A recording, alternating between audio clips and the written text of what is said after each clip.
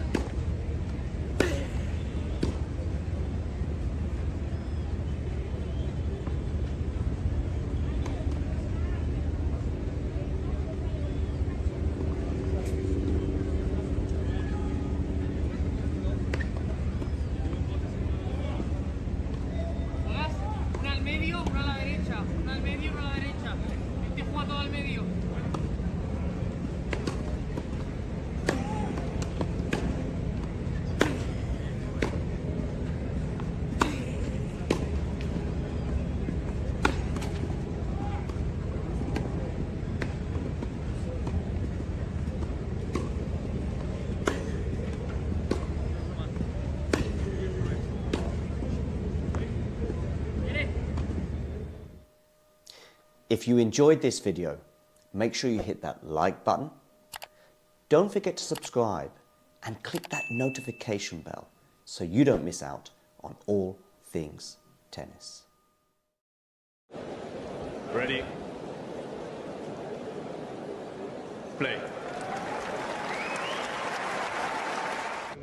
Cool. Hey Jaime, a pretty crazy 48 hours, is that fair to say? Yes, sure. 48 hours, but when I thought I was going to Santiago, prepare my things and my stuff.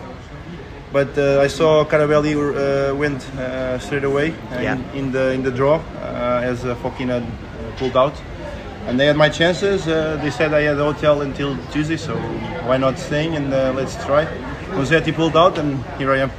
And then today, up a set and a break, just like on Sunday, did you start to worry that history was going to repeat itself? Yeah, that's why I was so nervous and a little bit anxious to finish it. And but I was playing really well, serving well. I had a bit of a blackout in the break that I had, not serving really well. Some first serves errors, but it's fine. Was that a focus thing? You know, once you got up a set and a break today? I think it was starting to think a little bit.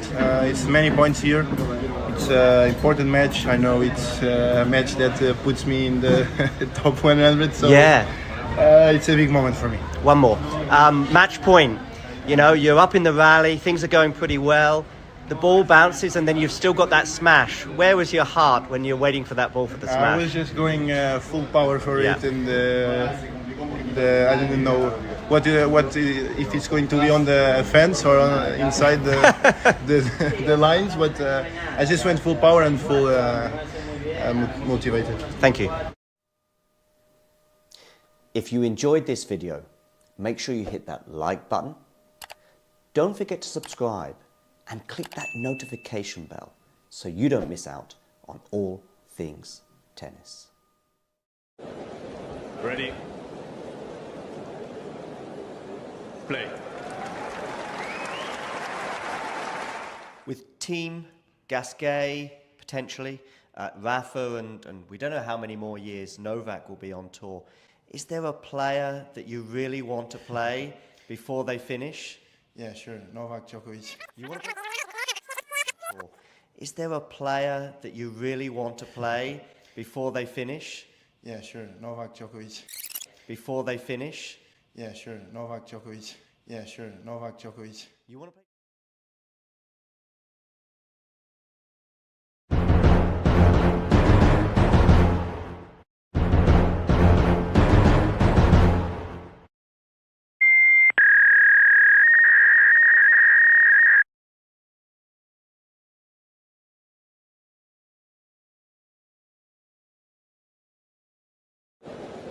Ready. Play.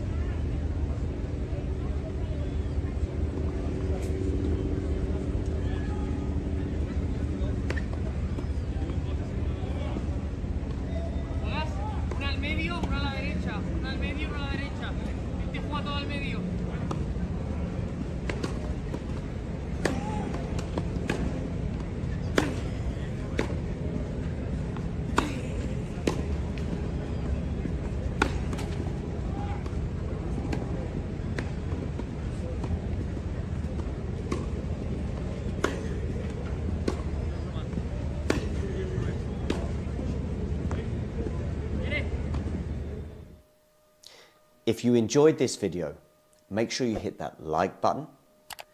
Don't forget to subscribe and click that notification bell so you don't miss out on all things tennis.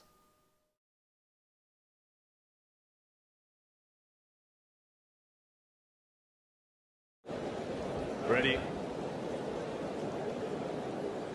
Play. Cool. Hey Jaime, a pretty crazy 48 hours, is that fair to say? Yes, sure. 48 hours, but when I thought I was going to Santiago, prepare my things and my stuff. But I saw Carabelli went straight away in the draw as Fokina pulled out. And they had my chances. They said I had the hotel until Tuesday, so why not staying and let's try. Rossetti pulled out and here I am. And then today, up a set and a break, just like on Sunday, did you start to worry that history was going to repeat itself? Yeah, that's why I was so nervous and a little bit anxious to finish it. And but I was playing really well, serving well. I had a bit of a blackout in the break that I had, not serving really well. Some first serves errors, but it's fine. Was that a focus thing? You know, once you got up a set and a break today? I think it was starting to think a little bit. It's many points here. It's an important match. I know it's a match that puts me in the top 100. So it's a big moment for me. One more. Match point. You know, you're up in the rally. Things are going pretty well.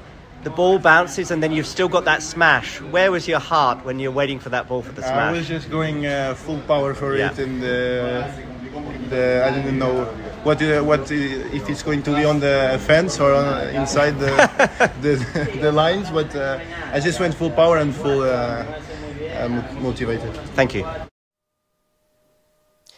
If you enjoyed this video, make sure you hit that like button. Don't forget to subscribe and click that notification bell so you don't miss out on all things tennis.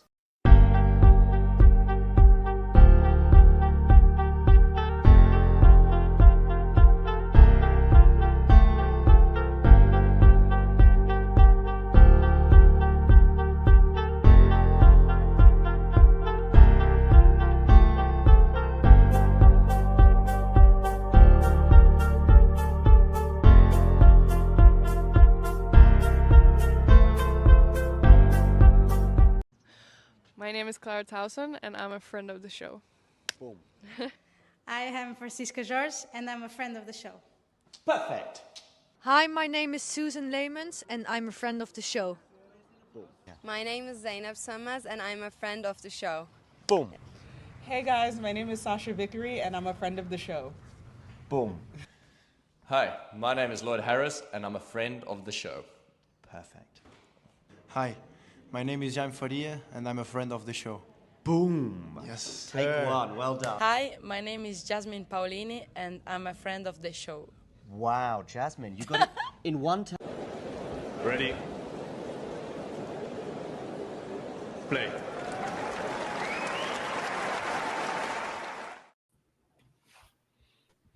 Well. And then there were three. Fellas, how we doing today? I'm good. I'm doing good, Zach. It's nice to see you again. Likewise. I feel like a straight up old man, and folks at home, we're introducing a new member of the Talking Tennis team. Brenner, welcome. Tell folks a little bit about yourself. Thank you, Zach. Very, very honored and blessed to be here. I'm excited to talk tennis with you guys, and really excited to join the community. I love tennis. I've been super passionate about it kind of my whole life. I grew up playing in the summers, and then ended up choosing to focus on soccer. So I was a soccer player in college, and kind of the last 3 or 4 years, I've gotten really into the sport. Been able to travel around the world, been to the Rome Masters to see the clay, went down to Newport to see the grass, and then I went to the US Open this past fall. So that's a little bit about where I've been so far. Awesome.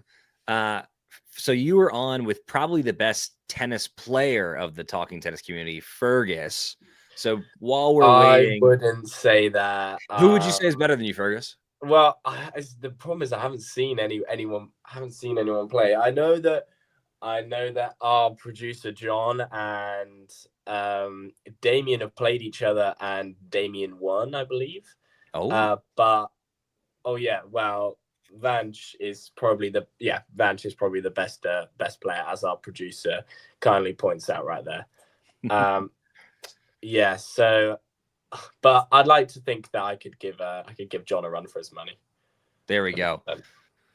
Speaking of players giving another player a run for their money, we've got a good one. We've got Jaime versus Jaume today in a battle of J first names. What are the keys to the match that you're seeing, Fergus? And then Brenner will go on over to you.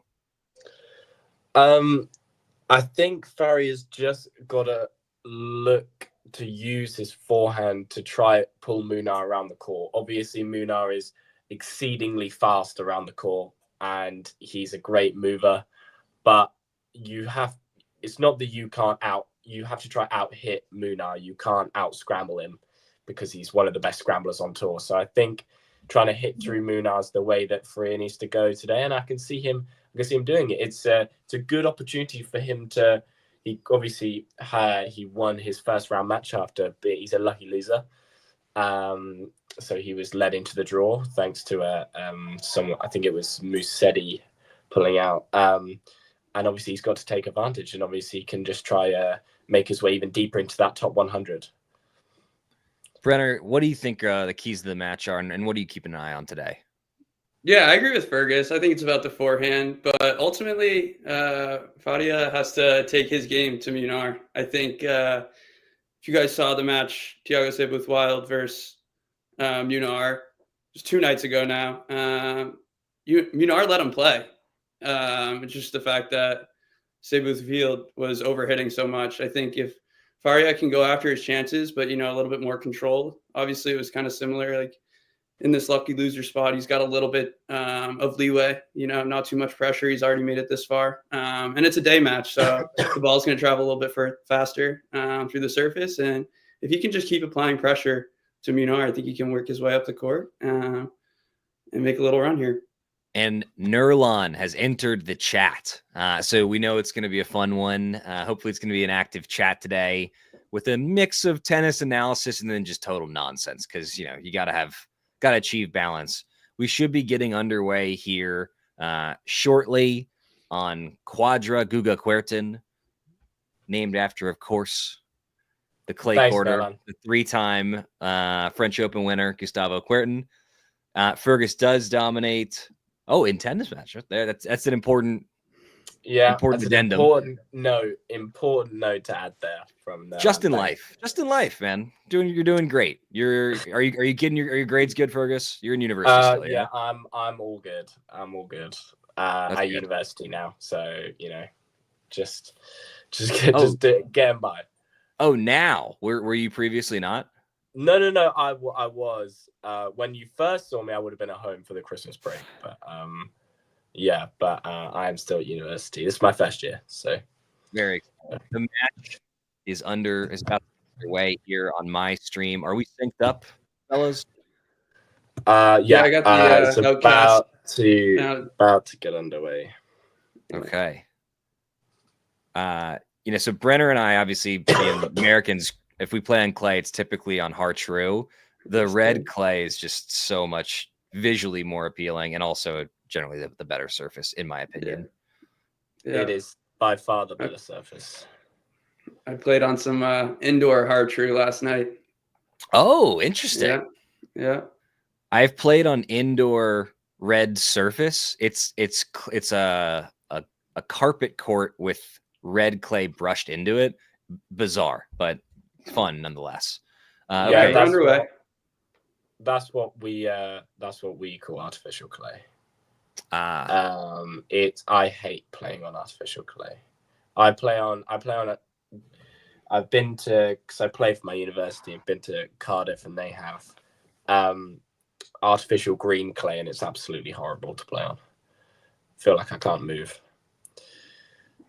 It's not a super comfortable surface. We got a extended rally here in the second point. Can't help but notice that Faria is wearing the nose widener, which American football players, not European football players, have been wearing since like the 80s and 90s.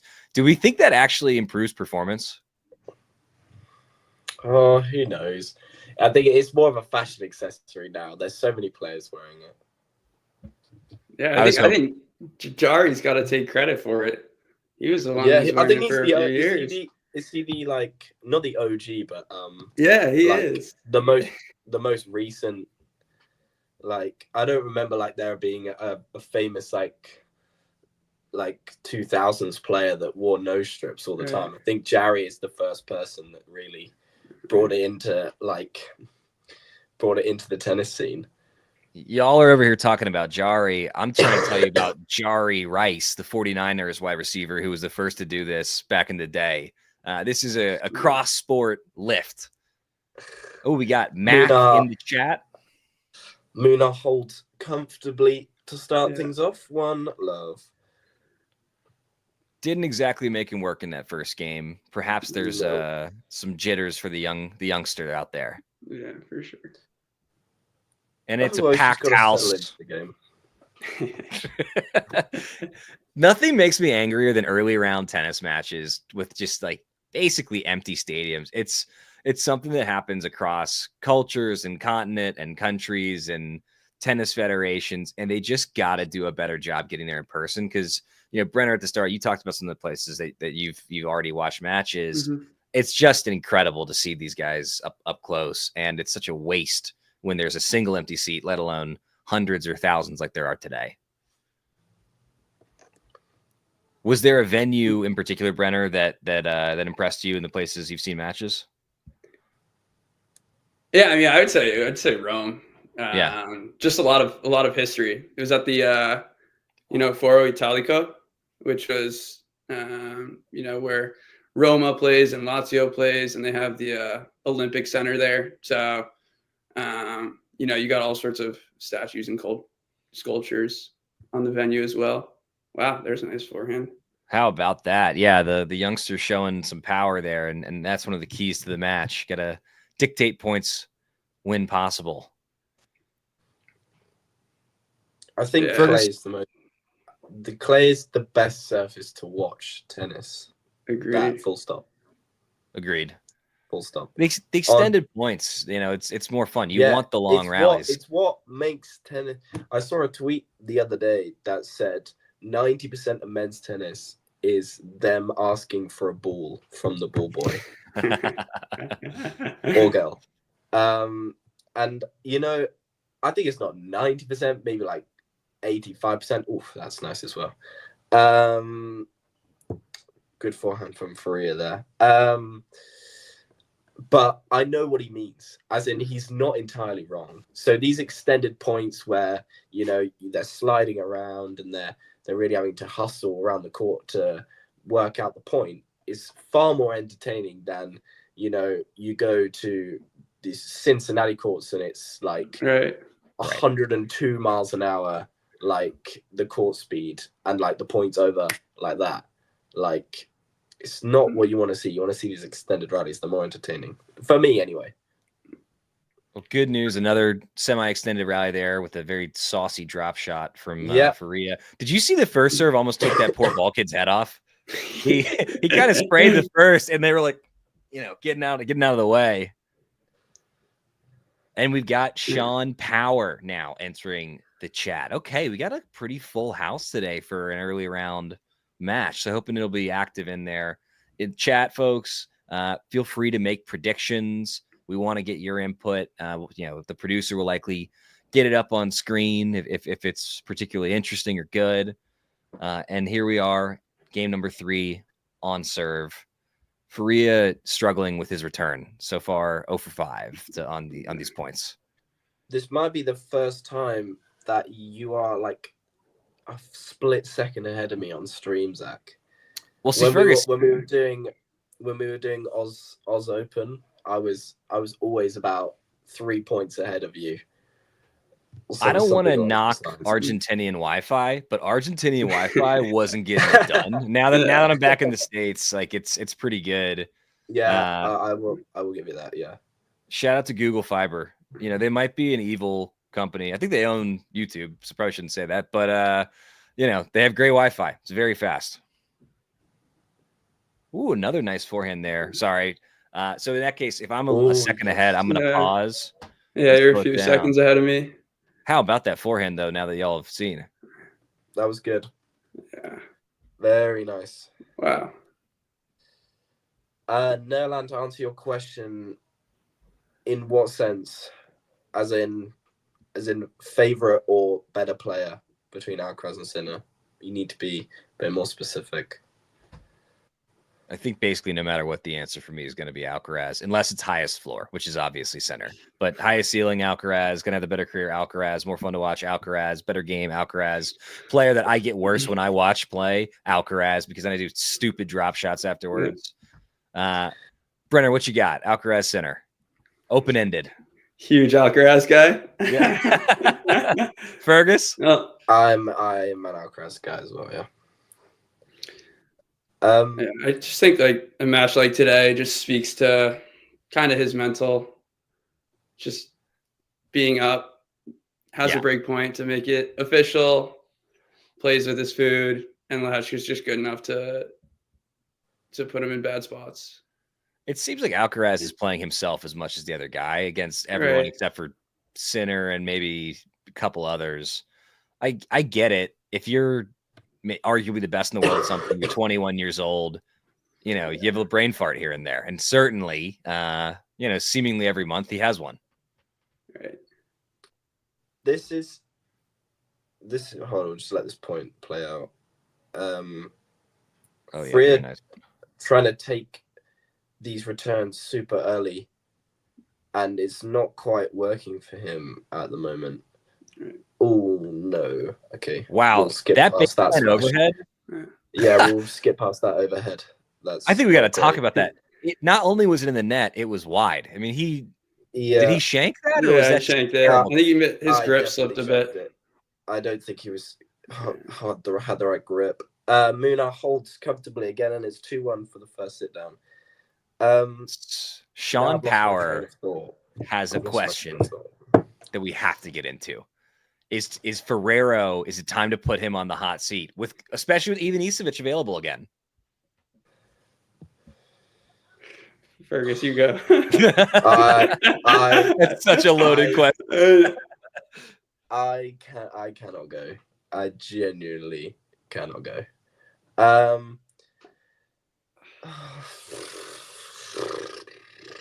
You look conflicted, Fergus. You look conflicted. No, I am too. No.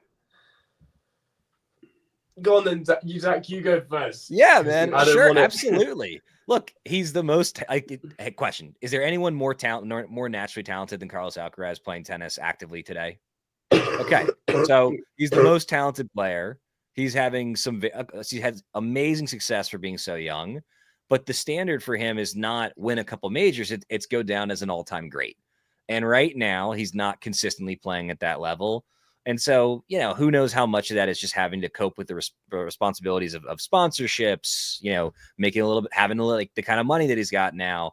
I don't know that it's on Ferrero, but of course it has to be on the table. I don't know that there's a better fit. I don't know that there's going to be somebody who he trusts the way that he trusts Ferrero, who really has guided him this far. But, you know, at least bringing in an additional outside coach to the camp to try and spark things up, that's not unreasonable. Again, especially my guy, Ivan Isavic, being available. Am I the only one that thinks they should consider bringing in, at least looking at bringing in a new coach? I think it's reasonable. I think that would be more of a Ben Shelton question. I think we could definitely talk about that too. I know they did bring in Busta's coach though as well. What was that? Just before Australian Open, I think. So, you know, they're looking new voices. I mean, Ferrer hasn't been with Carlos the last 2-3 weeks now. Interesting. He wasn't in Rotterdam, and he wasn't in Doha. I don't think so.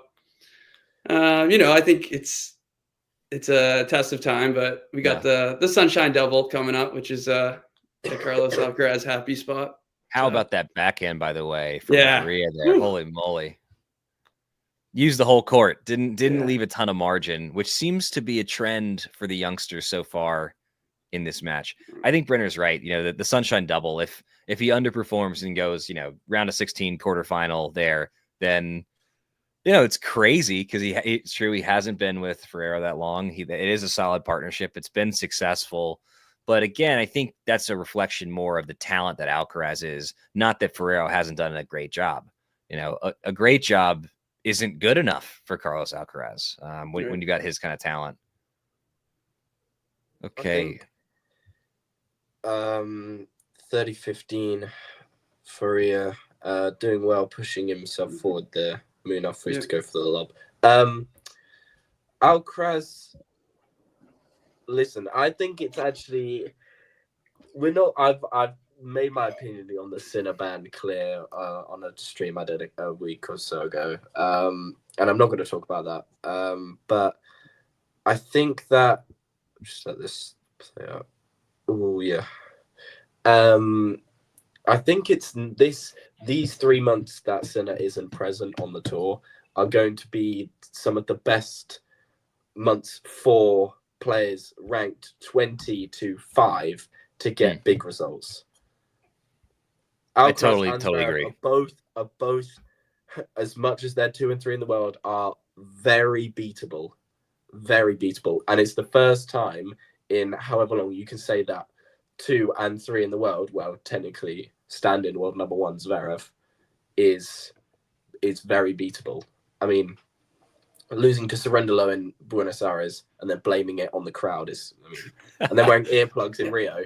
I mean, come on, that's not what world number 2 does. Sorry, it's funny. I think it isn't, but that is what Alexander Zverev does. That is vintage Zverev on so many different levels. But you're right that, you know, it's not the hitting of a tennis ball that holds him back. Yeah, and if Zverev is flawless for the 3 months that Sinner isn't here. Sorry, I'm just watching this point. Oh, it's good. An amazing point. It's good for Munar. What a point. I mean, Faria was on offense, and then the ball was going by him. Yeah, defensive. That just didn't quite put enough on the approach. Right. Not wide enough either.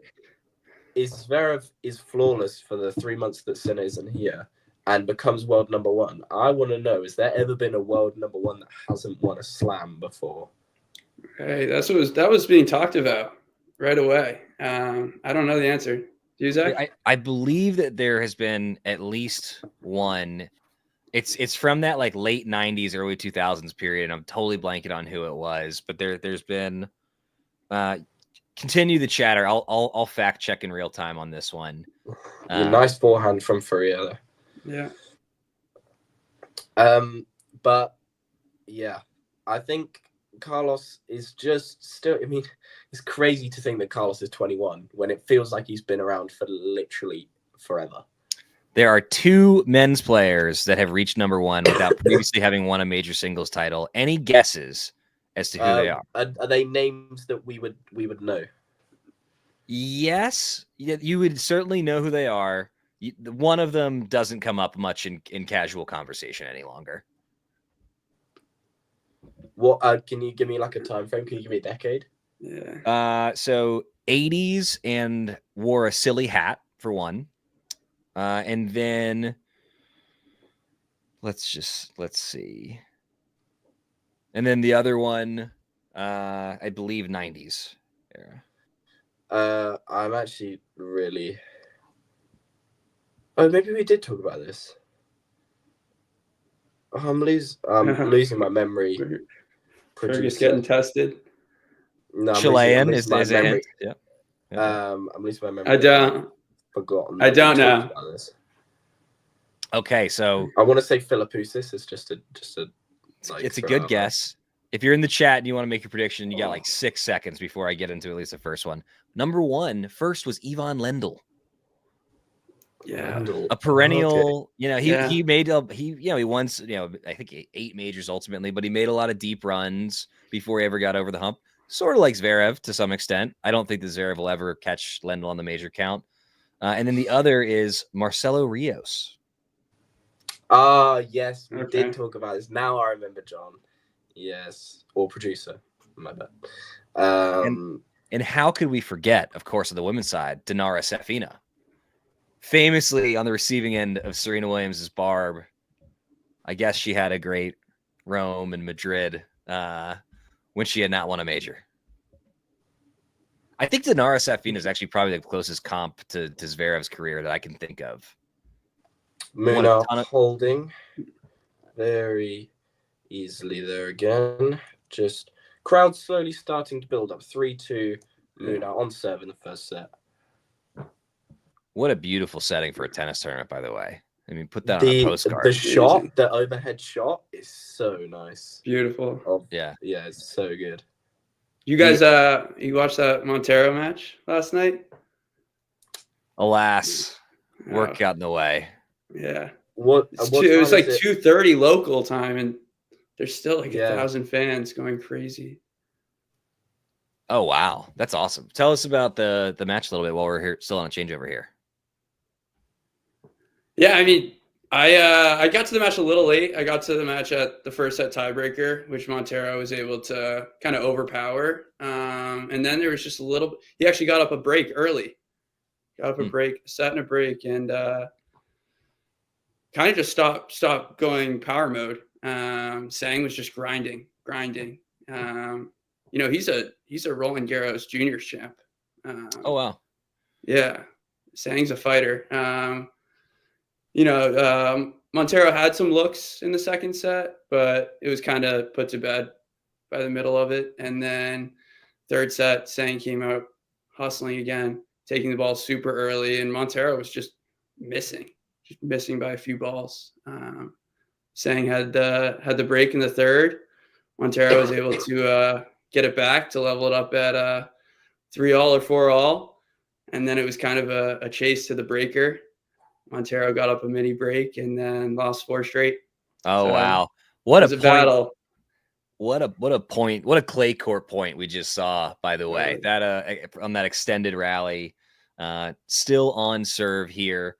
Brenner, we've got another request in the chat for just another intro of you. Tell folks a little bit more about yourself. Tell us where you're coming in from today, and maybe a fun fact. Sure thing. So I mentioned I've been a big soccer player my whole life. I played college soccer in Connecticut. I'm from the Boston area. Always been a sports junkie. Grew up playing tennis in the summers, but then stopped playing once I got to 14 years old because I had to commit to soccer. But kind of since the 2021 U.S. Open, I've just been glued after Sinner, Alcaraz, Tiafoe battled it out there. And then I studied abroad in the spring of 2022. I got on the European time scale and was kind of just watching matches all day and then had the opportunity to go see players live at the Rome Masters event in May. And really just have always loved, evaluating prospects, the patterns of play, strengths and weaknesses of players, and kind of fell in love with tennis and following it on a daily basis and kind of keeping an eye out on these players and kind of their journeys. That's awesome. It's looking like we're cruising towards another relatively straightforward service game, but let's see if Munar can even it up to make it 30-all here. Ghosty, we're not going to go into the soccer debate right now, okay? We're not going to go into it. I feel like if you just said soccer, the debate has been settled. No, it's not. It's not. I'm an American. Oh, Faria putting it in the net there. We're shutting this conversation down now. 30-all for the first bit of pressure on either serve. Faria just having to deal with a 30-all situation here. Needs a couple first serves. Lost its way in the. Oh yeah, good serve out wide. Oh yeah, for an easy point there. His first serve percentage this whole match has been pretty darn low. I don't think we had the number on screen, but I know it was 25% through that first game, and you know, still Please, room may for we have improvement. first serve percentage producer, Mystery man producer, mystery man producer. Great forehand from Faria. Good hold. 3-all. Oh yeah, outside of the line there, use every inch of the court. And so, very important question as we are now at 3-all, still on serve. Brenner, which English Premier League team do you support, and why? Oh, I'll take the easy way out of here. I'm not I don't have a true team. I've been a United supporter kind of the last 2 years, so we don't really need to get into it. But I'm very by the book when it comes to my teams. I'm a huge Boston fan. You know, grew up here, so you know, I'm morally attached to it. You know, don't have any relatives, or my dad wasn't into soccer, so I didn't kind of take on a team. So yeah, my buddy's a big fan, and kind of been watching with him throughout college. I'm actually a City supporter because I hate fun and I love cheating. Yeah. Well, tough one for you yesterday. I'm kidding. My dad's side of the family has some Brits still, and ancestrally, I'm a Man United fan. I have a soft spot for Crystal Palace because when I was a little kid, I liked their jerseys.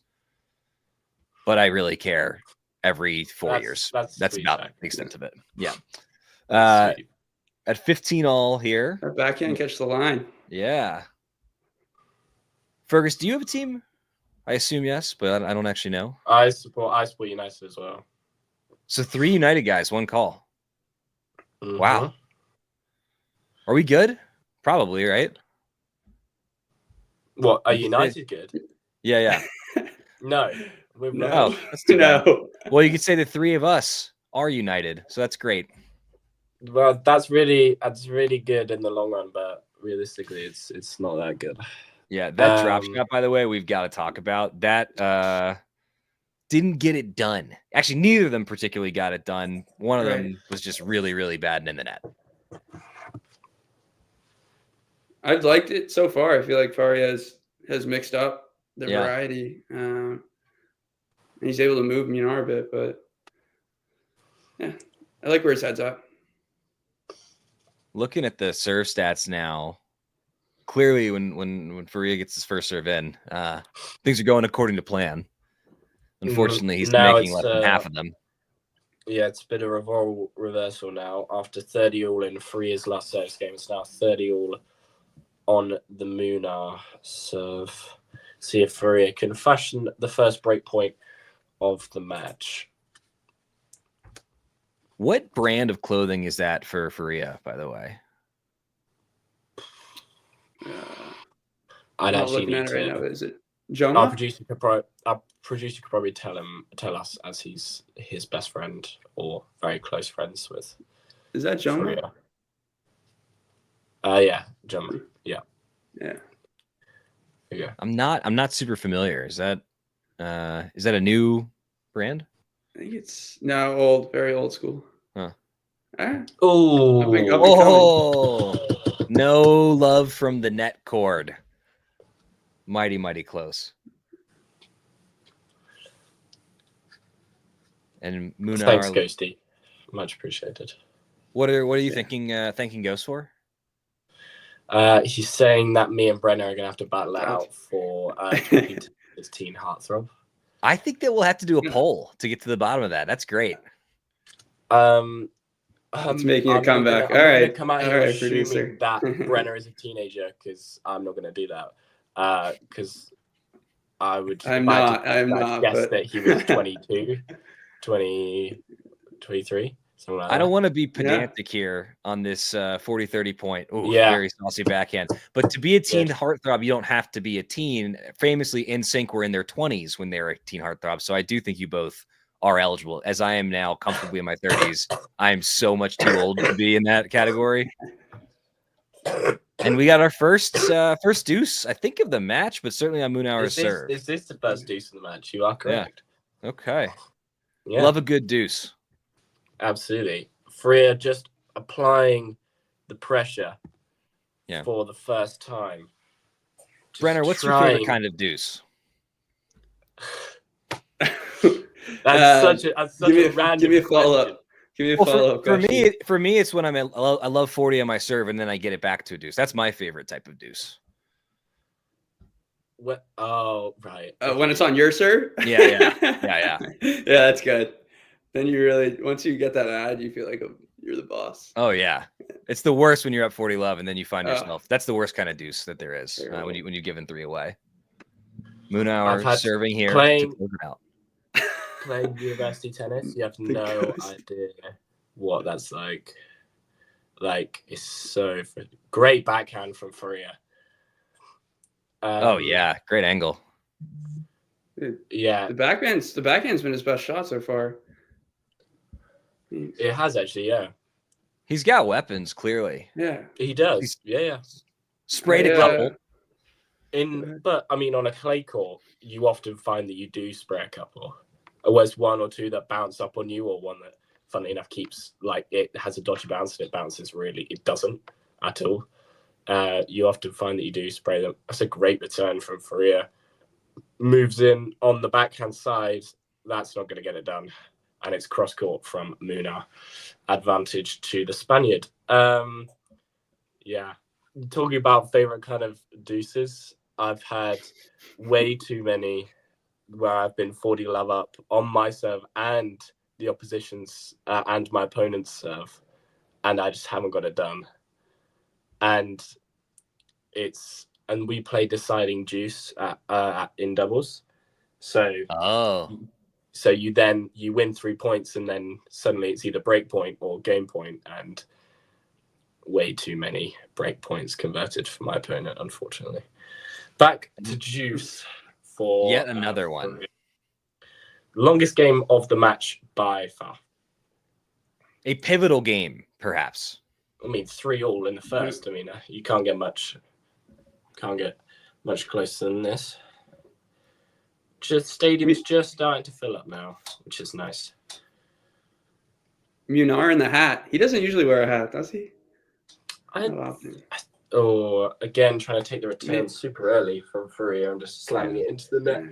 I think he does. When it's hot, he does. Maybe down here. Yeah. Especially I have a question for you guys. Do you guys think that the golden swing is in the right place in the calendar? Or do you guys think it's a bit random? Oh, don't even get me started, buddy. So I think the whole calendar is screwed up. The Australian Open is 2 months too early for starters. And that's that kind of throws off everything, right? It should so be. You'd rather Australia be in their spring? Yes. No, in their autumn? Wait. Yes, I would rather the Australian Open be in March. I'd rather start the year off. Yeah, their autumn. Yeah. Mm-hmm. I'd rather it be in March. I would then start the year off with an Asia swing, like the stuff that we're doing right now in the Middle East, and then Asia would be where it would start out. You then go to Australia. You would then go to probably clay court season from there, and then we would have the golden swing between Wimbledon and the U.S. Open, which would mean pushing back the U.S. Open a little bit. But I think that's the schedule that makes more sense. What do you think? Go on, Brenner, you go. Yeah, I mean, I don't mind that Asia swing at the start. I think I'm with you. I think the Australian Open is way too early, especially when guys aren't even playing lead up events. I think that's always a little bit frustrating for me. You don't have to, but I think it definitely helps if you look at Madison Keys. But anyway, I think the golden swing is so special, and I just don't think, I know it's been talked a lot about, especially kind of on these platforms, of how important it is to highlight how amazing these crowds are, this atmosphere. It just doesn't really happen all over the world. And then you look in contrast and you look at Doha, and there's not many fans. There's not much of an atmosphere. It's not the same feeling. I think if this could translate maybe straight into clay season, that would be a little bit better. I think more guys would be willing. I think obviously Zverev and Holger Rune getting a lot of money to come down here.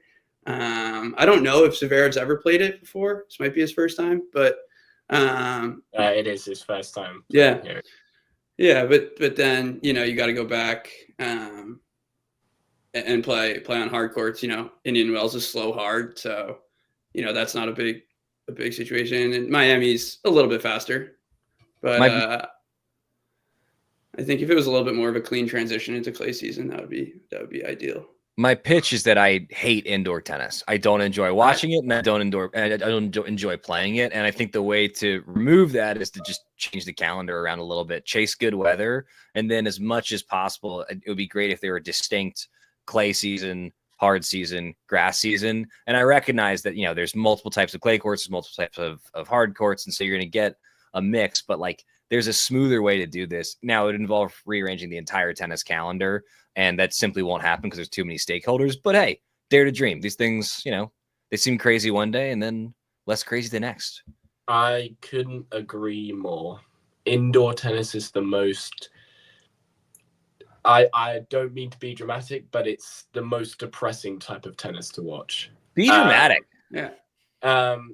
First round, 250 indoor matches might be the worst experience in tennis. Just saying. Montpellier. Hey, how about that serve from Faria, by the way, at 30 love? Bomb there. This is good from Faria. He's obviously was really applying the pressure to Munar in the last service game, and often when you put all that pressure on and then you don't manage to get the break, it can often be that your opponent feels like he has an upper hand. But yeah, as I said, that he then doubles. But you know, I'm hoping he can come through this service game. I like what oh, go ahead, Bruce. I just don't think there's any need for indoor. The biggest problem is that they play indoor at the end of the year, because obviously that's when the ATP finals is, and that's how the year's just been done. And an ace to finish off for Faria, 4-all in this first set here in Rio. So I agree with you. Maybe we move Australia to February, start in Asia, and then go down, and then go sideways, golden swing, then up, then back around. It's like one big square. Then you just come back around. There you go. That works. And one thing that I just want to plug, and this is in the comments, if you haven't hit subscribe yet, please do so. If you haven't hit like yet, please do so. I can't guarantee you'll get a vote in the Teen Heartthrob contest, but if you don't subscribe, I can guarantee you won't. So something to think about. And as we have an extended rally here to start the 4-all service game for Munar. Oh, what a point. It's perfect from Faria. Started the point so well with the return. Set the tone from there, was just pummeling it into Munar. Munar was just trying his best to just get it back into court, but Faria played it superbly. Is it true that he used every inch of that court there? I'd love to see Mirandreeva win in Dubai. Another fantastic return from Faria, but again, the scrambling's just outrageous from Munar. I learned there's a derogatory term, which is to call a player a dirt rat, right? I don't think it should be seen as derogatory. I think it's just somebody who's wow, what a backhand winner there from Faria. Fantastic backhand from Faria. Dirt rat should not be a derogatory term. Anyone who is called a dirt rat is just has great endurance, is consistent, strong mental game, and good on clay. And I know people use it in a mean way, but like it's not. And I mean this in the best possible way. Munar is playing the classic kind of dirt rat game. And despite not looking like he's got the same weapons as Faria, is hanging in there. Let's see if he can get back on track in this game as he's down love 30. Ghosty, you saying you like dudes with unique strokes. Does that mean you love Cam Norrie? That backhand is unique. You better.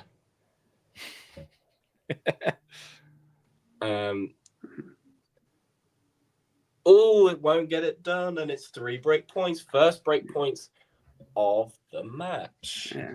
I do love the variety they're both throwing out there. Quite a few drop shots, some decent approaches. This is all court tennis on clay. This has been a good match to watch, actually. You Yeah. think about it, you're currently watching the world number, live ranking, the world number 57 to the world 97, like something like that. And this is quite high quality stuff. But yeah, especially the fact that Faria is a lucky loser. Like, this is high quality stuff, but I guess that's what clay brings. It brings everyone's best brand of defensive and offensive tennis, because obviously the courts are slower, everyone's scrambling. Ooh. Sprayed that one on a second serve. Yeah. That's the kind of shot where he's got all these weapons, but to take his game to the next level, he just needs to be a touch more consistent on a few of these.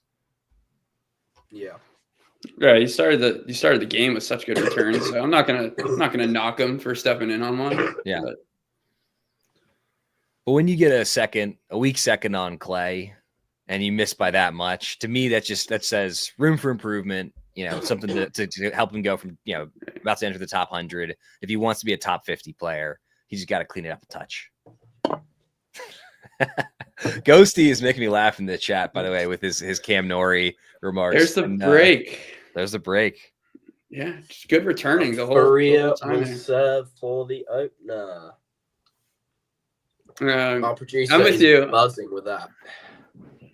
I'm with you. I think clay rat works instead of dirt rat, but I want to touch on the indoor tennis point. I'm with you guys. I think I'd love to go to an indoor event just to kind of feel it out. I think Rotterdam would be a good time, atmosphere wise, but yeah, I don't know. You think about, you said, these courts being so fast, like you look at Paris, and the center court wasn't even crazy fast in 2023, but in 2024, they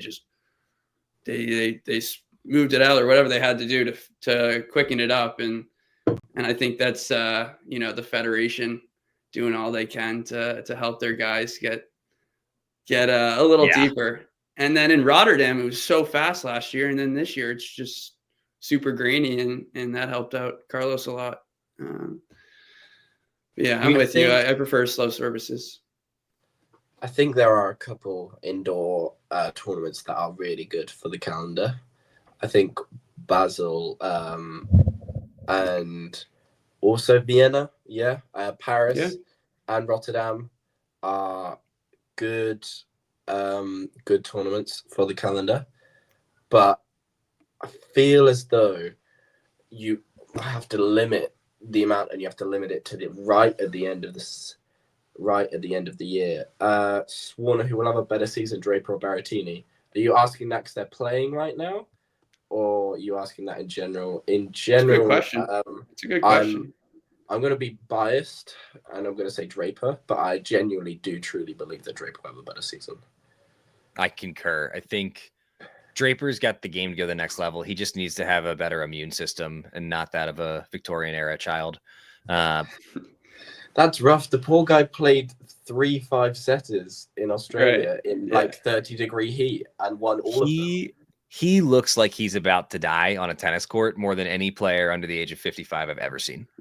And he's getting better. But my biggest thing about Draper is I think he should be training in Florida, Nevada, or the Middle East, and not the UK to get his endurance up. As Faria up 15. Faria stole that point. It's a really bad drop shot centrally. Munar had plenty of time and just didn't put him away. Good lob. And then a great backhand down the line. Well done. Now 30 love. Yeah. He looks good. He looks like somebody who's going to be a long-time top 100 player so far. I mean, the serve is so good. Still He's serving really well currently. And it's 3 set points.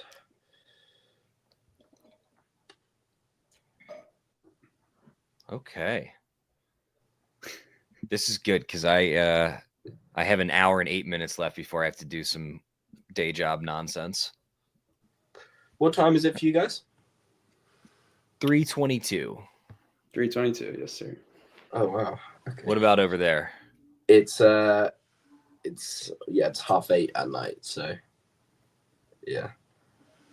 You know, financially, I'm not saying it's a good decision, but if you want to talk tennis in the middle of the workday, starting your own business, very, very handy. I have no doubts that it isn't. We have a pause in play. I don't actually have my volume up, so I'm not sure what's going on. Can one of you? Oh. Just a little lull. lull. No. There are any Draper fans lurking. I'm a huge Draper fan. As Faria takes the first 6-4 against Munar. Very, very good set of tennis from Jaime Faria right there. He'll be very happy with that, and so will our producer. The mystery person producer. The mystery producer. Indeed. Brenner, if you were the coach of Munar, what are you saying to him between sets here? What does he need to change about his game to get back in this and get set number 2? Unfortunately, he's got to be a little bit more aggressive and make Faria play more balls, which is not his style. But what I will say is that Dallas Open performance was kind of unreal and out of nowhere. I know he's had a great start to the year, but that was where I was like, okay, he's going a little bit bigger on the serve. His +1 is a little bit more, corner oriented, and he's applying more pressure here. I feel like he's giving Faria the time he needs, and he's consistently defending. So yeah, I would say he's getting beat on the drop shots, which is, unlike him. Both his aren't good enough, and Faria's been better. So a little bit more cat and mouse. He's got to win some of those points. This is crazy. He needs to miss more. 6 unforced errors in that set, and that's because you're right. He's not being quite aggressive enough. He's got to, I think, force the action a little bit more on his first serve too. He's only winning low 60% of the points. Fergus, what are you seeing out there? What are you telling Munar to do if you're his coach? I mean, it's hard to pinpoint it. I think that Munar is letting Faria come to him, which is not something that you want on a clay court. You want to do. I mean, obviously Munar is an elite scrambler, but that's not something you want on a clay court. You have to do. You have to at least counterpunch, and I don't think he's doing enough of that at the moment. Obviously, it's tough to sit from here in the UK when it's 5 degrees outside, and I'm not playing against the world number 95. But he's got to give himself more time on the ball to hit his own big forehand or big backhand. When at the moment, all he's doing is sitting back, waiting for Faria to hit that big shot so he can defend. But yeah, hopefully Munar's got something a bit more like it in the locker. Absolutely. So as the producer points out, they're playing happy in the stadium. And I think it is safe to say that Munar does not feel particularly happy after that first set. Faria, I think, feeling pretty darn good. He's got weapons. At the end of the day, the match is on his racket. I don't think that there's anything that Munar can do other than just, try and make it work. But if Faria is going to win or lose based on his performance, I think much more so than his opponents. And we have a question, gang. Do we think Mira Andreeva will finish the year inside the top 10? Fergus, yes, no. Yeah. Yes, Brenner? Yeah. I'm a huge Andreeva fan. I don't want to be boring, but yeah, obviously. To me, I'm almost like, I can't even believe it's a question. Almost like, yeah, like she clearly is getting there and on track to do it. Is there anyone in the chat that thinks no, she won't? Here's a question for y'all. Who's going to finish higher in the year-end rankings, Rybakina or Andreeva? Oh gosh, I mean, given the status right now, I would honestly lean Andreeva, but I think Andreeva's level is getting there. Yeah, a lot quicker than I thought. I mean, I looked again; she's only 17 today. Right now, yeah, it's a similar sort of thing with Alcaraz. Like she's been in this sort of position so much that we almost forget that she's 17 and she's not like 19, 20 even. Right. But she's literally a kid. Like she's a kid. She's literally she's 2 years younger than me. Like that makes me feel really good about my tennis ability. Like, you know, it's crazy how good she is. I mean, she's on the cusp of the top 10 at 17 years old. I mean, that is absolutely nuts. Munar served to well, took the words right out of my mouth there, Zach. Yeah. Our producer mentioned how Jose Morgado said Faria prefers his backhand to his forehand. And we are seeing that on display today. Yeah, that's what I noticed. I was watching the Barrios Vera match back, and I was really impressed with Faria when he's central. He goes inside out with the backhand, flattens it out. That's a very hard shot, and he makes it look easy. So we'll keep an eye out on that for the second set. Newton Nutty Buddy says he's got a question, so looking forward to that. You got to put it in the chat. Yeah, fire away. Just got to put it in the chat. Swarna also points out that Vukov's father was in Rybakina's box today. I did not see that, and I have not confirmed that. If that is true, is that confirmed? We're not going to touch that unless it's confirmed. Because will Jaume make a quarterfinal? Well, you know, if you can tell me what the draw is going to be right now, then I might be able to give you an answer. But if he draws Zverev first round, then no. You think he won't be seeded by Roland Garros? No.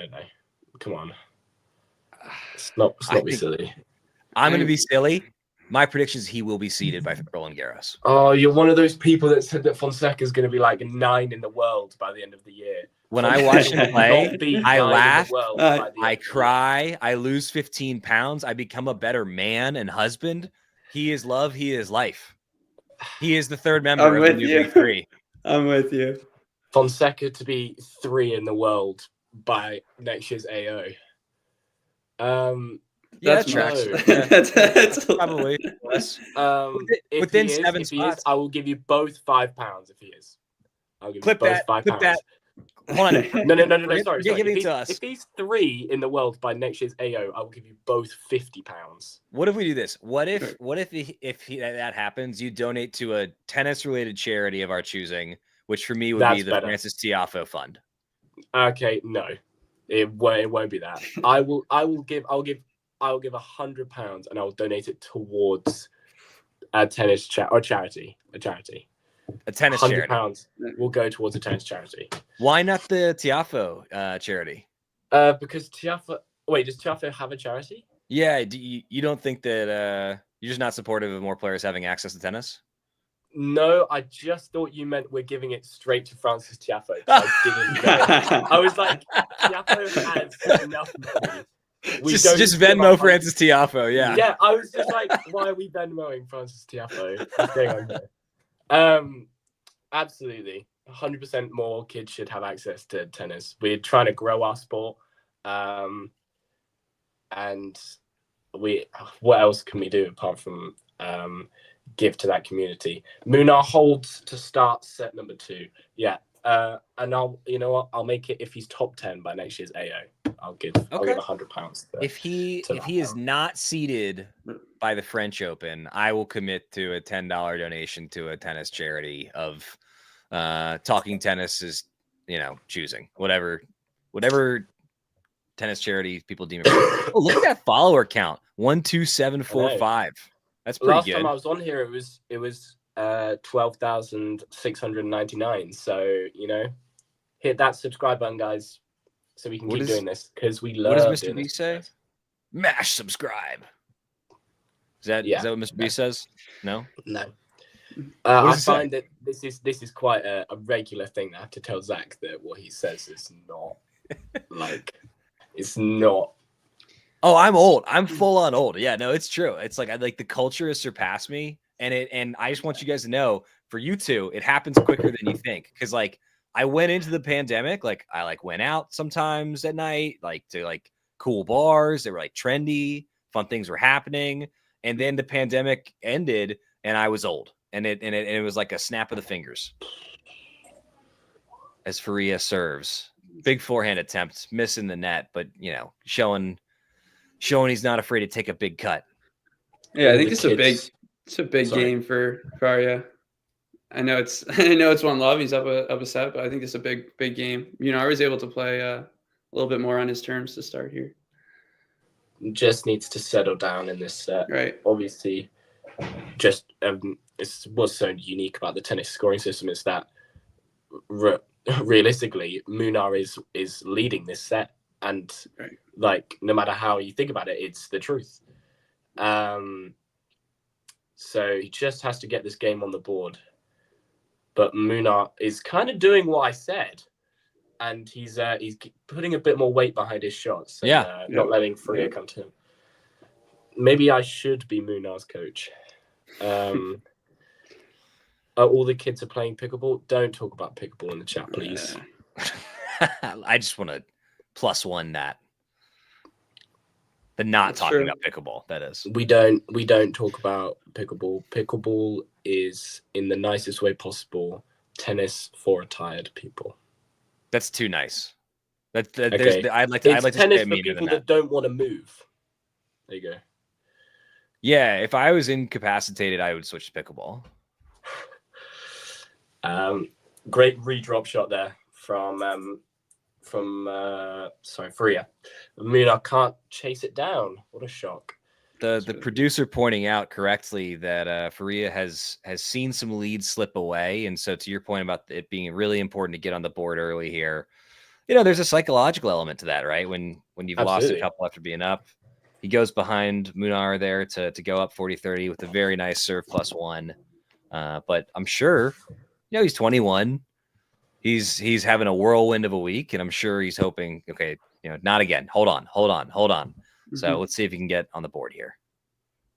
And once he gets one of those types of wins, the ones where he was in a commanding position, and then he was 4-2 up, and then suddenly it becomes 4-4, and he's come through that match, even when it gets tight. Say it was juice on his serve at 4-4. That it builds so much confidence for him as a young player. So hopefully he can come through this match and really make a statement leading into the Sunshine Double. Ghost is trolling me with some very good so old jokes in the chat, and I'm going to make one now. I'm so old that my favorite surface is carpet. That's wrong, Zach. You need to retract that statement. That's wrong. Have you played on carpet? I have played on carpet. Yep. It's terrible, isn't it? I hate it so much. Have you ever played on greasy carpet? Now that's something. Greasy carpet? What is? It's just like it's been raining and it hasn't fully dried, so you can move around like it's clay, but the ball keeps so low. It's like slippery, Skippy. It's really slippery. Skippy. That drop shot. It's terrible. Very saucy drop shot there. The hat is off for Munar. Ooh. I don't know when it came off, but I just noticed that. It's a bit like Sylvester Stallone and Over the Top. He takes the hat off, and that's like what turned. That's where he goes into his zone. You're making a case. So we got a question in the chat, which is why is Zverev playing in Rio before the Sunshine Double? And it's a good question. Brenner, what do you think? I think you got a lot. I think you got a lot of money. And I mean, hey, whatever. Doha field is stacked. Yeah, it's like 1,000 over there. I wouldn't say this has been the Doha field is crazy. It was crazy. I assume he has family down there as well. Yeah, I mean, I don't know. He got to hang out with Felipe Luis, who's the Feyenoord head coach and manager. But I mean, it hasn't been that fun for him thus far. I was really surprised with that result against Boo. I think that was Boo's 7th or 8th match on clay in his pro career, and still took him. I mean, he had the first set and gave it away, but and then last night for Shevchenko, that wasn't easy either. So not easy. I don't know if he's having too much fun, but he's making a lot of money. So yep. So I think a little vacation. I think also he's just he's probably targeting this Roland Garros as a big opportunity for him to win a slam. Obviously, I think if he does win a slam, it will come on clay. It's his best surface. And you take away one of the big targets of Sinner. He's not going to be able to play much tennis before Roland Garros. He's just trying to get in as much clay court tennis as possible before Roland Garros. Sinner will probably get what, two warm-up tournaments before. I assume he'll play in Rome. He just gets Rome. Play in just Rome. Might play in Hamburg. Is it Hamburg? Yeah, they added one more. Just before Roland Garros. So I assume he'll play those. Good hold from Munar. 15 hold. And it's 2-1 Munar at the first sit down in the second. Ghost. Ghost is on one today. It's crazy. Oh man, it's always a pleasure to see the humor and creativity of the talking tennis community in the chat. Everyone always brings such a creative vibe to our community. I've lost my train of thought now, but someone else can rant about Zverev or whoever. I mean, I feel like obligated to say every time he comes up, best player to never win a major. Obviously. And, does it get to the point where he just won't win one? I think we're there. I don't think you will. Yeah, I think it's just too much mental at this point, especially now that he's played both of them in the final. Carlos, he's leading by 2-1 at the French. And then Sinner, I mean, you couldn't have asked for a better kind of situation. Tough first set versus Djokovic, obviously prevails. And then, you're fresh, your legs are good. Wasn't a hard tournament. And Sinner just beats you in 3 sets. Let's imagine that he gets either Djokovic, Alcaraz, or Sinner in the final of Roland Garros. Do we like his chances over any of them? Sinner, not yes. on paper. Yeah. Sinner, I think he beats Sinner on clay. Alcaraz, no. Yeah. And Djokovic, no. Actually, no, Djokovic, maybe. Yeah. Sean Power makes a great point. Yeah, I mean, like if the final is Fonseca versus Zverev, probably straight sets for Fonseca. Yeah, Fergus. Because Fonseca's world number 3, and he's that good. Yeah, the final of Roland Garros will actually be Fonseca Alcaraz, and everyone's gonna have a breakdown. I hope so. How good that match is going to be. That was a wildly casual overhead there at 15 love to go up 30 love. Yeah. But obviously got it done. I don't know if I told you guys this. I used to be blind, but then I watched Fonseca. Now I can see. That's how good he is. Yeah. Classic. Yeah. Such classic stuff right there. Faria with just cruising towards a holder at 40 love. If the final of Roland Garros is Fonseca Alcaraz, and I'm not saying it will be, will it be the most winners ever hit in a final? In a slam final? Because surely that's just like winner after winner after winner. Good hold from Faria. Oh gosh. Solid, comfortable hold. Do aces count as winners? Because if so, there's a match that'll never be topped. Oh yeah, okay, I guess. But take out the aces, like ground stroke aces. I actually don't. What is the most winners hit in a major?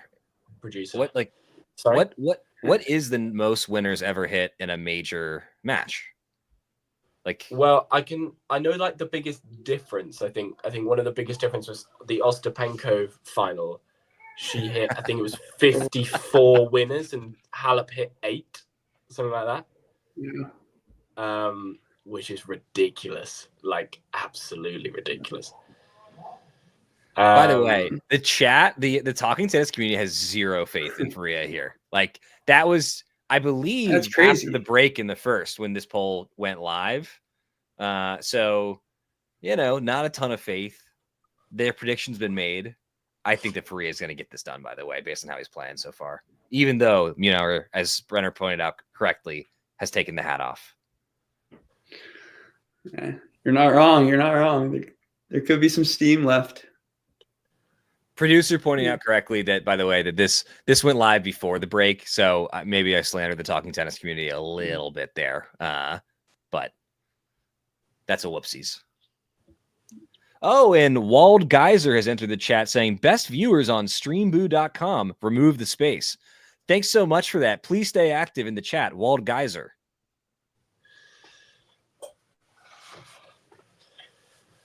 I always get annoyed at that. I don't understand why this spam nonsense happens.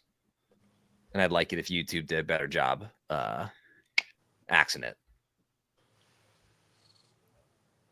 I'm glad the producer enjoys how I handle the spam at 15 all. 2 all. You do. I really do. Oh, my stream's just crashed. Great. Thanks. I really do love how you deal with bots in the chat.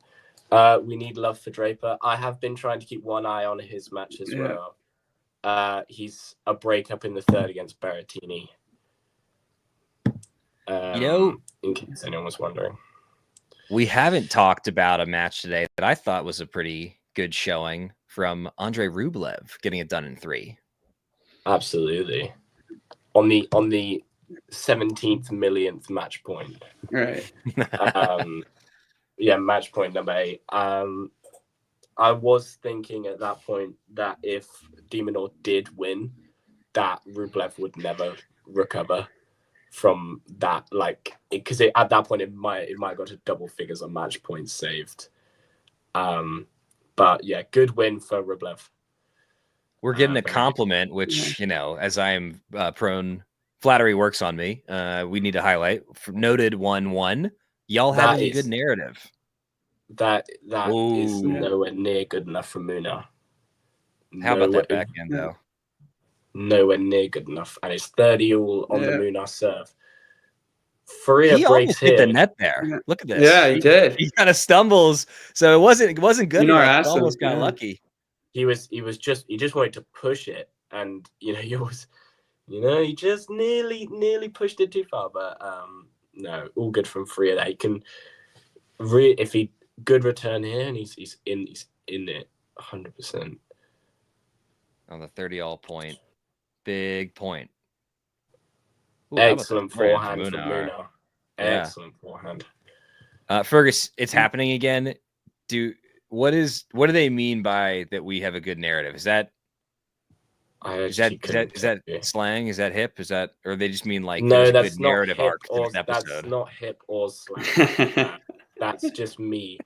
I mean, Ghosty probably is trying to tell us something, but I don't know. He's just making up whatever he wants. Is Ghosty, isn't he? So,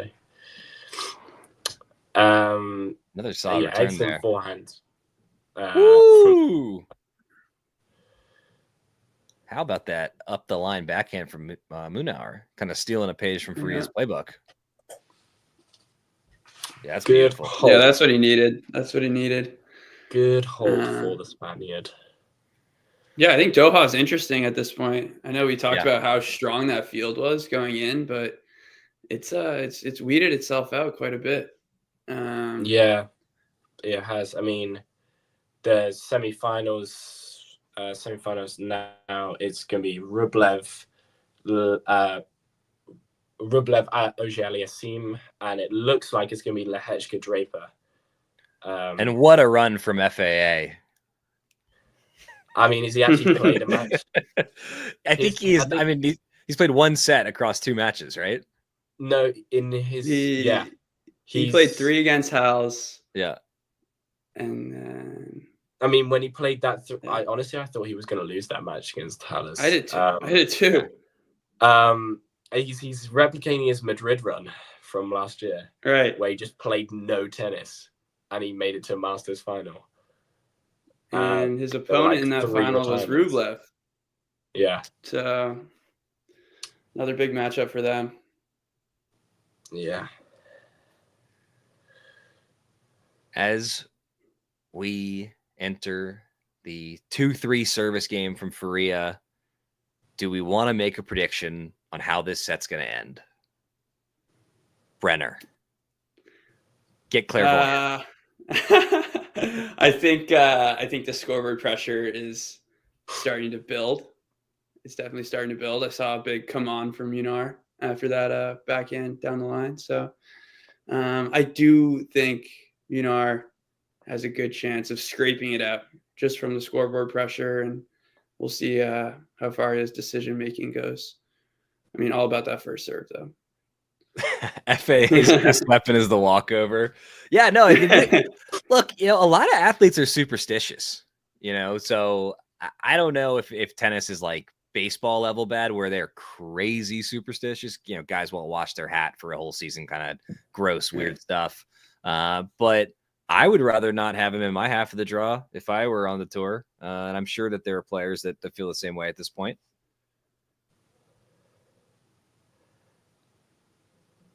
Ooh, big moment. Gonna get an extended rally here. Cross court, beautiful clay action. Munar forces the action, goes down the line. Dropper in the net from Faria. And now it's love 30. And if I just made the prediction that the score pressure was starting to build, I'd feel pretty smart right now. Are we witnessing the birth of clairvoyant Brenner? Let time tell.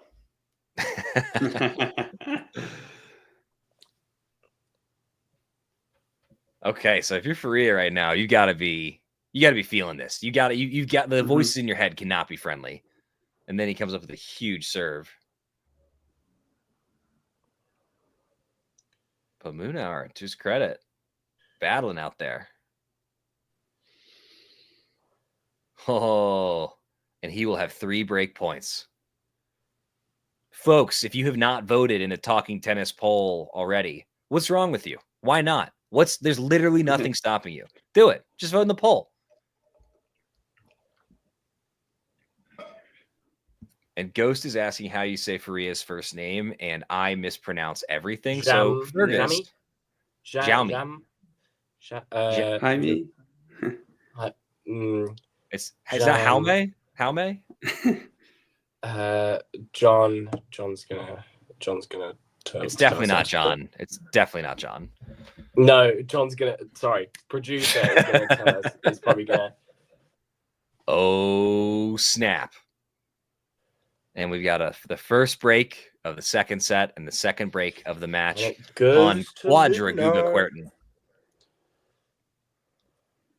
I'm not gonna lie. About 90% of my Portuguese pronunciation abilities come from watching the TV show Shogun, and that's basically the only exposure I have to the Portuguese language. Which, by the way, if y'all haven't watched Shogun, be remiss not to plug it at this lull in the action. Excellent program.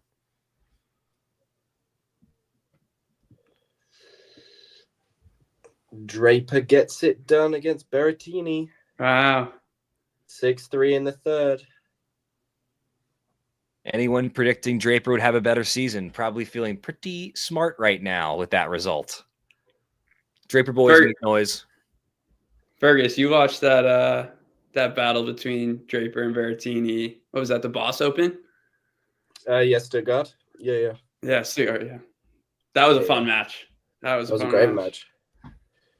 Connor, Brenner can tell the future, and he actually just off screen said that you're going to hit subscribe. Interesting. I actually saw it as well. So you better hit subscribe like right now. Man, yeah, you're literally one step ahead of you. Brenner gets it right again. Okay. That's what he said. Munar looks good. The hat change. Telling you. When in doubt, just take your hat off.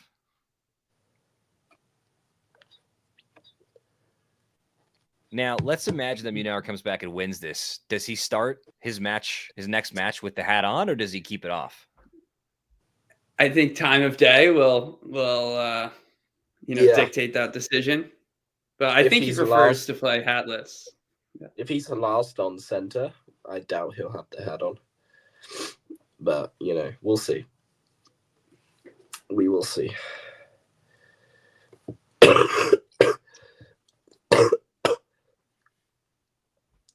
Newton, I'm so glad you're as hyped about Draper as I am.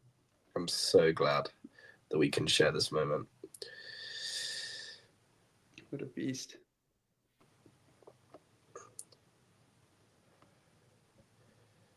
I mean, Munar just looks in total control. We're cruising towards set 3. Yeah. With a good return there. Yeah, very good return. Took it early. It's what I've been trying to do for the entirety of the match, and it's been really hit and miss, unfortunately, for Faria. That last backhand just clipping the net tape, actually. Yeah. That motion. That's the one I'm talking about. That's the one I'm talking about. Just that inside out backhand. Super flat, super deep. There he is. He's fist pumping. Just trying to keep himself in it. Can someone tell me how many Brazilians are left in the Rio draw?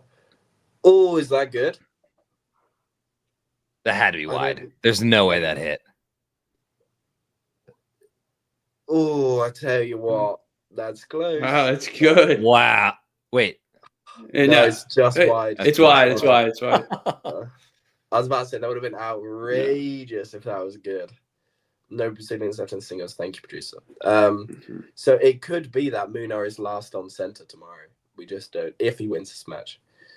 Rio Open, reminiscent of the World Cup. No Brazilian men in the finals. Montiel will drop out the world's top 100 after he lost last night, unfortunately.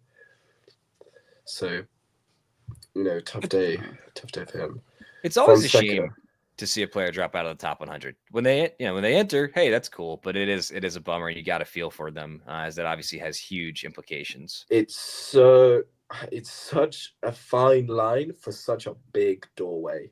Yeah, it's arguably the biggest doorway in tennis, and the margins are often 1-2 points. The level, and Carousel is someone who talks about this. Is tough hold so for me now. small. 5-2. Tough hold. You'll have to ignore me. I'm still a bit ill, so I'm recovering from illness. And the only medicine is more tennis. It's more tennis. It's literally what I spend all my time doing, Zach. So,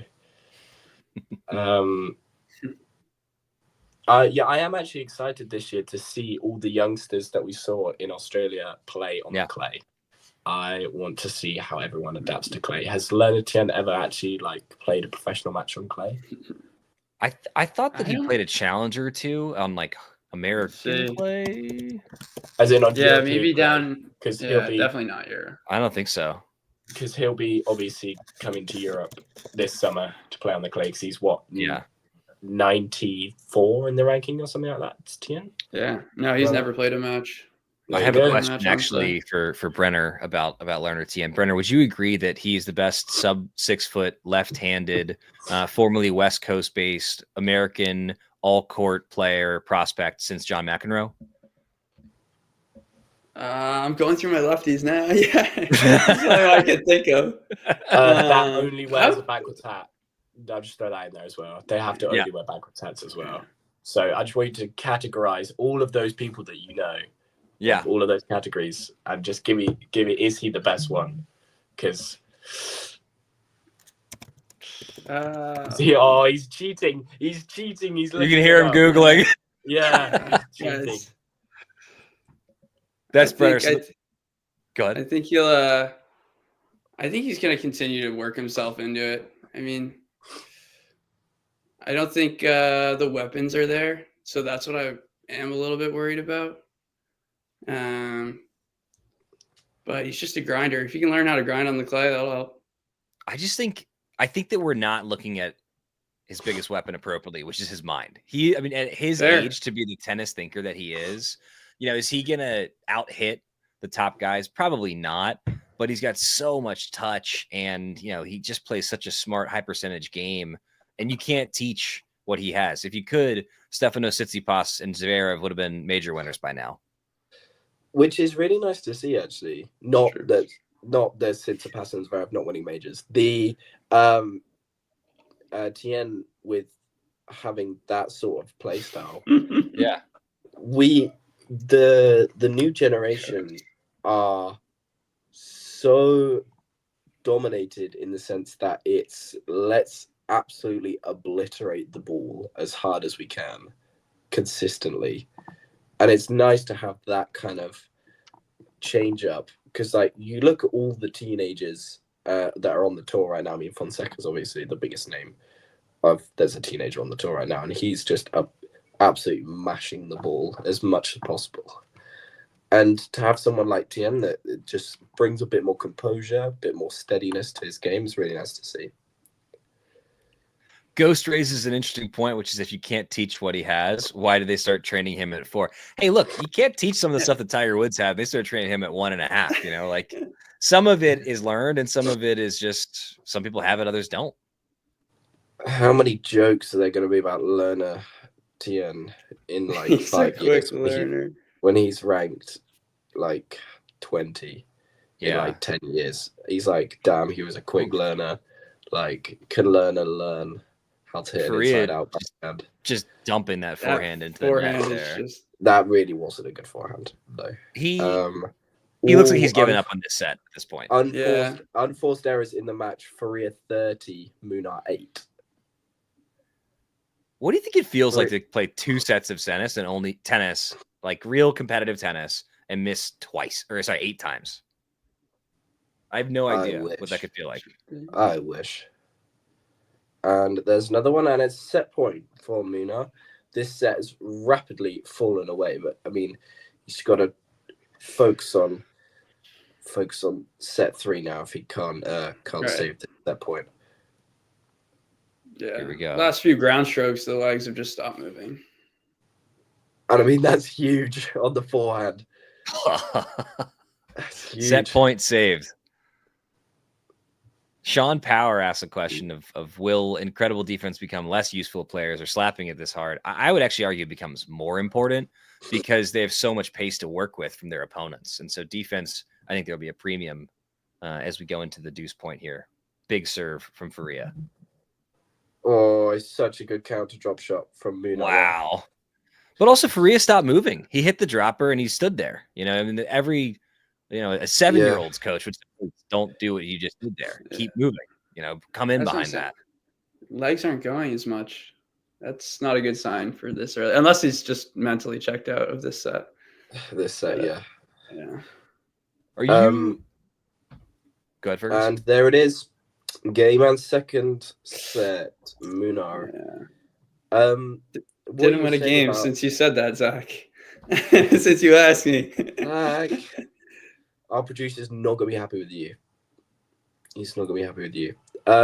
What you were saying about great defense becoming even more important, that they're hitting it, that they're slapping it this hard. You like best defender ever on a tennis court, Novak Djokovic. He is, for a lot of people, because I'm not going to get political, the GOAT, right? And that is one of his best qualities. The fact that this man pulls out the splits like at least twice a game, like, it's crazy. It's crazy the balls that he retrieves, especially even now. He's 37 and he's doing the splits retrieving balls. Like, it's outrageous. So I think that defense is, and speed around the court always gets you at least something. I mean, you look at other great defenders like Murray, Ferrer, all fantastic players. Even Nadal, like defense is so good, and obviously they had the attacking offensive weapons to counteract that as well, didn't they? So just have to point out the stat: 1 missed forehand, 1 missed backhand from Munar. 0, no double faults. I can't recall seeing a set that wasn't a bagel where a player missed fewer shots than that. I'm sure it's happened, but 2 misses for a whole set is just comical at a 500 level event. This really isn't. I think a 500. You think about this as a 500 level event, and then you look at the Doha draw. Right. I mean, this event has one member of the top 20, which is number 2 is Zverev. And I think I can't remember the 8th seed was in Doha is Draper, who's 16th. So, and then I believe 18th, 19th, and 20th are all playing in Doha as well. So, it's a crazy level. It's unfortunate that we've had Rune and Musetti both pull out of this, because it would have been nice to see a Rune Zverev final in one of these, or even a Zverev Fonseca final. I love when they water the courts between sets. Look at on the topic of Rune, what's going on with him? I mean, at one point in time, he was sort of the third, supposed to be the third member of the new big three, and certainly I don't feel like that's going to be the case moving forward. Or am I giving up too early? Do y'all agree? What do you think? Yeah, I think we're all in the same boat in terms of I don't want to give up early at this point. I mean, he's still 21, 22, and he still has all the weapons. He still has all the weapons. I think what is a little worrying to me is how many excuses he's using. Loses a match, blaming XYZ. It's just happened multiple tournaments. And I think back to what U.S. Open was this past year, losing to Nakashima and it wasn't my day. My opponent hit every line, So too many excuses. Obviously, I think what has he had 4 coaches in the last 2 years, maybe even more. And his mother is kind of the agent. Yeah. Yeah. He sorry, I didn't mean to cut you off there. Go on.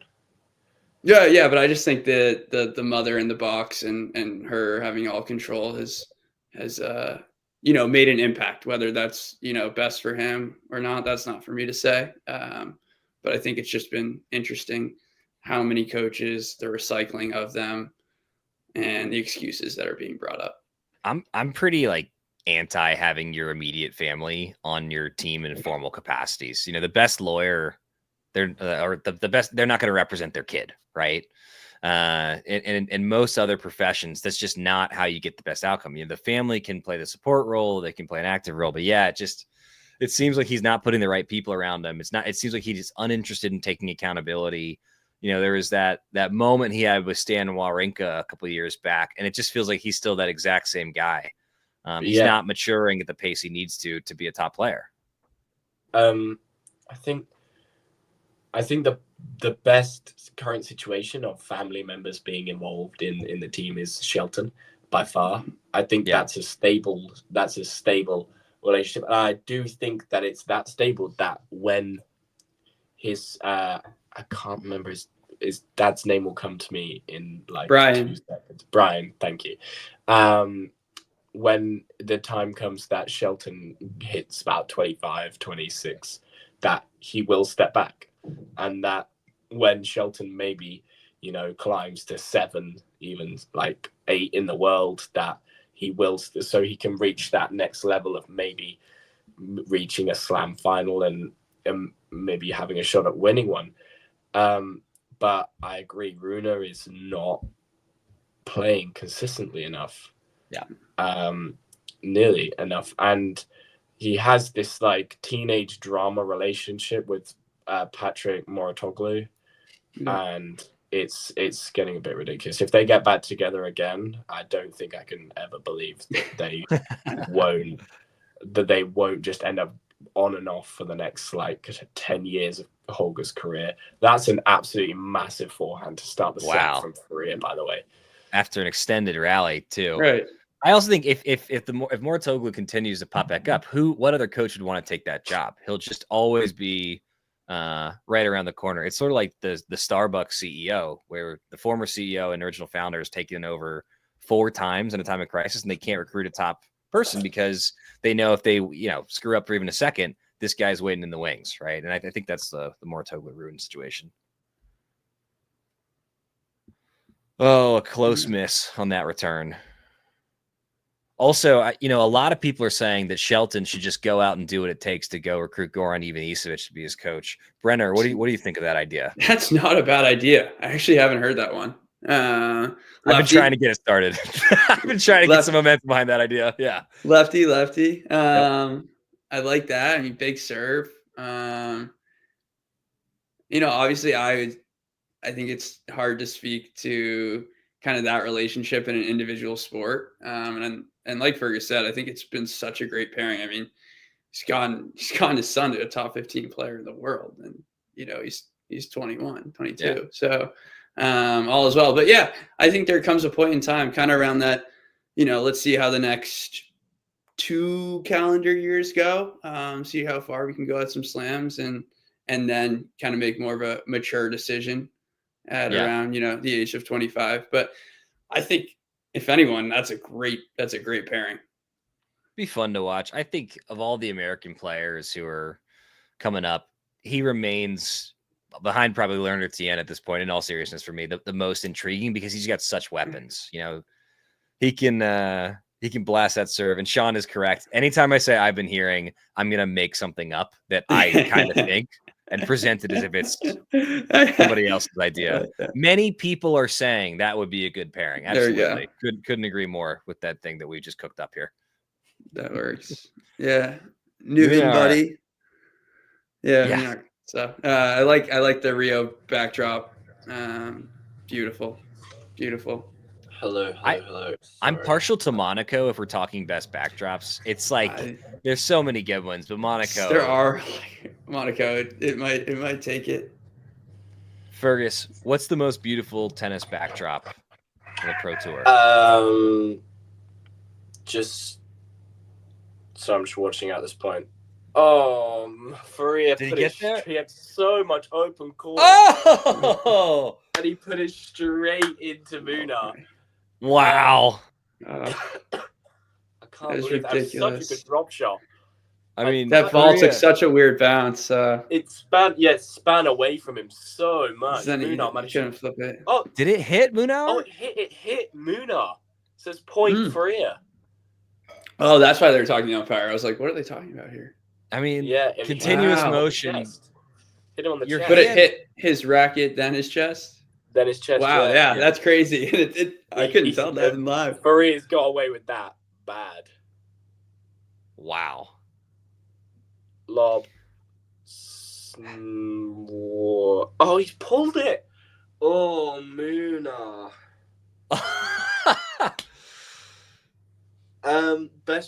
Best backdrop, either Rome or Monaco, and it's not close. I guess if you're talking like quality of like beautiful like grounds and stuff, Indian Wells is quite nice, but also Wimbledon. I guess if you're talking about like grounds and stuff like that, I was lucky enough to go to Wimbledon, and that is absolutely huge. Wow! What a game from Faria there. Wow. It seems that he was not out of it. He was taking the second half of the second set a little bit easy and saving his energy for that, because holy moly. As Brenner said, he kind of checked out so he could lock back in for this set. That's a fantastic start. Let's go. Yeah. That's why I was a little bit concerned about the end there. I was like, I think you're going to want your serve, apply that scoreboard pressure in the third set, but he's got it now. Thinking best backdrops, I just want to throw Cincinnati out there. Really beautiful, special city. Brenner, would you agree? Beautiful there. For the non-American viewers, I think you probably know Cincinnati is not exciting in any way, shape, or form. There's basically nothing of note to talk about Cincinnati, other than I think the Kelsey brothers are from that area originally. Oh yeah, yeah. The Bonn Open Challenger. I'm surprised. I'm really surprised. John hasn't said Estoril. True. So he read it. Faria read it. Wow. This third set, guys. AKA the fifth slam. Let's go. What do you guys think about the? Did you guys hear about the Italian Federation proposal? Oh yeah. So Nonsense or which tournament are they trying to get again? Just remind me. Rome. They're trying to get Rome as the Rome? fifth slam. But like, who are they trying to take it from? They're trying to get. They're going to take away Madrid. Yeah. See, time. To me, unserious. If they were trying to get the Paris the 1000 to Italy, great. That sounds good to me. But I think Rome doesn't make sense. Can you imagine an indoor slam? How depressing would that be? That would be terrible. God. That'd be a terrible idea. I just don't think it would work. There need to be a whole new scheduling process put in place. If you were to have a fifth slam, you need to take away thousands, and Faria just crushing the ball at the moment. Great to see. You need to take away masters. You need to shorten the calendar. You'd almost need to match up WTA and ATP schedules identical. Yeah. Why exactly had they not done that thing? It would be so much easier. It would make more sense. It would make the game more marketable. I think it's purely because there just aren't enough. Is that called the back of the line? Don't tell me that's called. Oh no, it hasn't. Okay. Really close though. Purely because there aren't enough places that have enough courts that can hold events consistently for both 64, say it's a 64 draw, women and men's tournament. It's 128, 128 man field, and then qualifying as well. There just aren't big enough clubs. That's why it's not. I mean, they're pretty synced, but they're not identical. There are definitely ways they can make them more synced, but I think Faria too good. Jaime Faria. The level of play in set 3 is far and away the best 2 games of the match that we've seen in the last 2. I mean, unbelievable points. There's scrambling. There's variety, winners, drama. Our producer is absolutely buzzing in his producer chair right now. Munar got hit in the chest. You can't. I mean, fifth slam. I mean, to be honest, I wouldn't have a problem with there being. I don't know. There's so much to think about with. I know. But I don't think a fifth slam's possible. I don't know if I'd even like it. I think it might be cool if there were 4 slams and 2 of them are on clay. Because I like watching clay talk tennis better. But me too. You can't just take away Australia or US.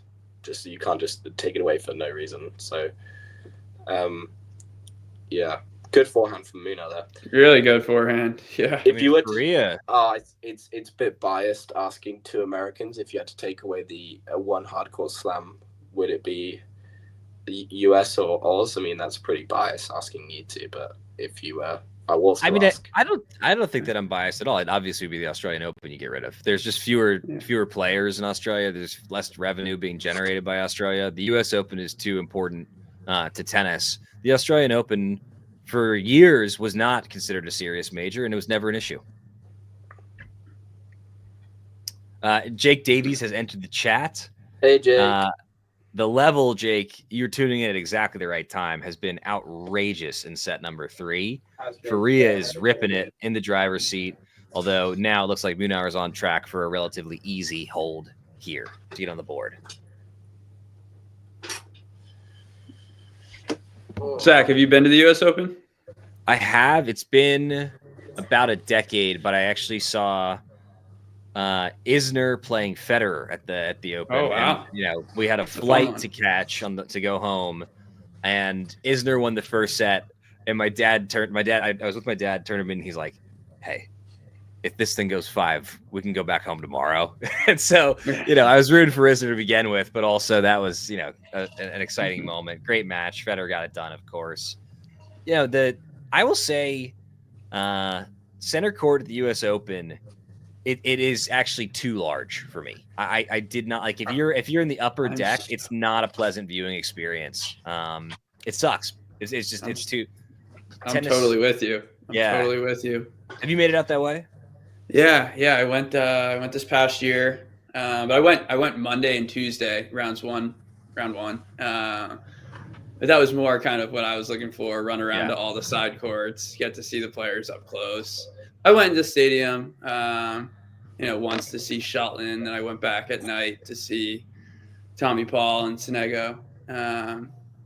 But yeah, I'm with you. I mean, you're just a far way away. Yeah. The USTA, like they've crammed so many more fans into the US Open, but they haven't actually done a good job like creating places for them to go to watch. And so it's just a total zoo at this point. And I know it's a huge moneymaker for USA Tennis, but they seemingly spend that on everything other than tennis with just nonsense administrative bloat. Although I do love my local USTA coordinators who are fantastic. But the USTA is a system, like most tennis associations, an awful lot of money is going to retreats for execs that I can't tell you what they do. Is it the same way in the UK, Fergus? Sorry, say that last bit again. I didn't quite catch you. Is the tennis association, the British or the UK Tennis Association, are they well run, or what's the deal? The LTA is. It's hard to say. I mean, bad double fault there by Faria. Yeah. I don't know. It's kind of tough to think about. There's what I would say is that there is like so much more funding from the US government going into the US tennis system than there is the British government putting into the LTA system, and that's what I'm mostly going to say about that. Beautiful. You guys invest. Beautiful. You guys invest so much into like college tennis and like stuff like that, and we invest next to like nothing. Well, not next to nothing. We obviously invest something, but like we don't put nearly as much as you guys into our tennis, which is why you guys have such a larger proportion of tennis players in the top 100, and yeah, just in general. I mean, in men's, how many was it, like 12, 13 US men's? Well, also with NIL in the college system, I'd expect to see even more players going that route because, look, if you're a tennis lover and you own a car dealership locally and you can throw a few grand a year to help recruit a kid who's better, stay for an extra year, they're just going to do that, right? So, Duke University, for example, is 5 minutes away from where I live, and they'll be getting a higher caliber player. All these ACC schools, they just have more money to throw at it in an already well-funded sport environment. So yeah, it'll be interesting to keep. I mean, NIL. People talk about how it affects football and basketball, but not tennis and soccer or European football, as some call it. And I think that's something that certainly will be interesting to see how it plays out. Brenner, do you have any thoughts? Yeah, I want to highlight nice hold there from Faria. Nice backhand down the line at 30-15, and then Munar failed the drop shot. Yeah, I think it's interesting. I haven't heard much about NIL in the tennis world, but hearing some of the interviews with the Wake Forest kids, they just won their title this past weekend, I think. And a lot of them Wake Forest, or was it? Yeah. The only reason I know about that is because there's an English guy that plays for Wake Forest called Charlie. Oh, Charlie Robertson. Oh, yeah, that kid's the future. He's gonna be good. He's gonna be good. Praying for him. Did you see the headbutt, by the way? There, the header that Munar did there. Cheeky header. Cheeky. Fergus, but yeah, sorry. Was that? Do we use the word cheeky right there? A cheeky header? Yeah, no, that's fine. That's all good. There we go. Because it hit the net cord too. That's why it was more cheeky. But yeah, I mean, a lot of those. I think some of those kids are talking about the challenger level is similar to college, the highest level of college men's tennis at this point. So some of those decisions will be interesting. But I just think you look at like Fernley, Elliot Spazierny. Kind of the list goes on. How college tennis is paying off for them once they go pro. I mean, absolutely. I mean, Fernley, as an example, literally dominated the challenger circuit for the back end of last year, like winning four challenger titles in a row. Look at that net cord, by the way. That net cord is crazy. Fergus, to hold here and he does. Oh no, he's missed the first time. But yeah, and now he's reaping the rewards. I mean, he's definitely top 50 player by. Well, I mean, we just have to hopefully by the end of the Sunshine Double. I hope for anyway. Because pretty weak attempt on that second serve return, by the way, from Faria there. Again, kind of Faria kind of checking out in the game, just trying to focus on his next service game. Is he just trying to preserve energy, or does he just gonna have? He's a young guy. Does he? I don't think love 40. He's not gonna win. I think he's just psychologically just trying to. Trying to lock into his service game one at a time, and just get through these service games with more. He's got 3 more holds, and then he's through to the quarterfinals. His first ATP quarterfinal. You know, I mean, that's a 500 level as well.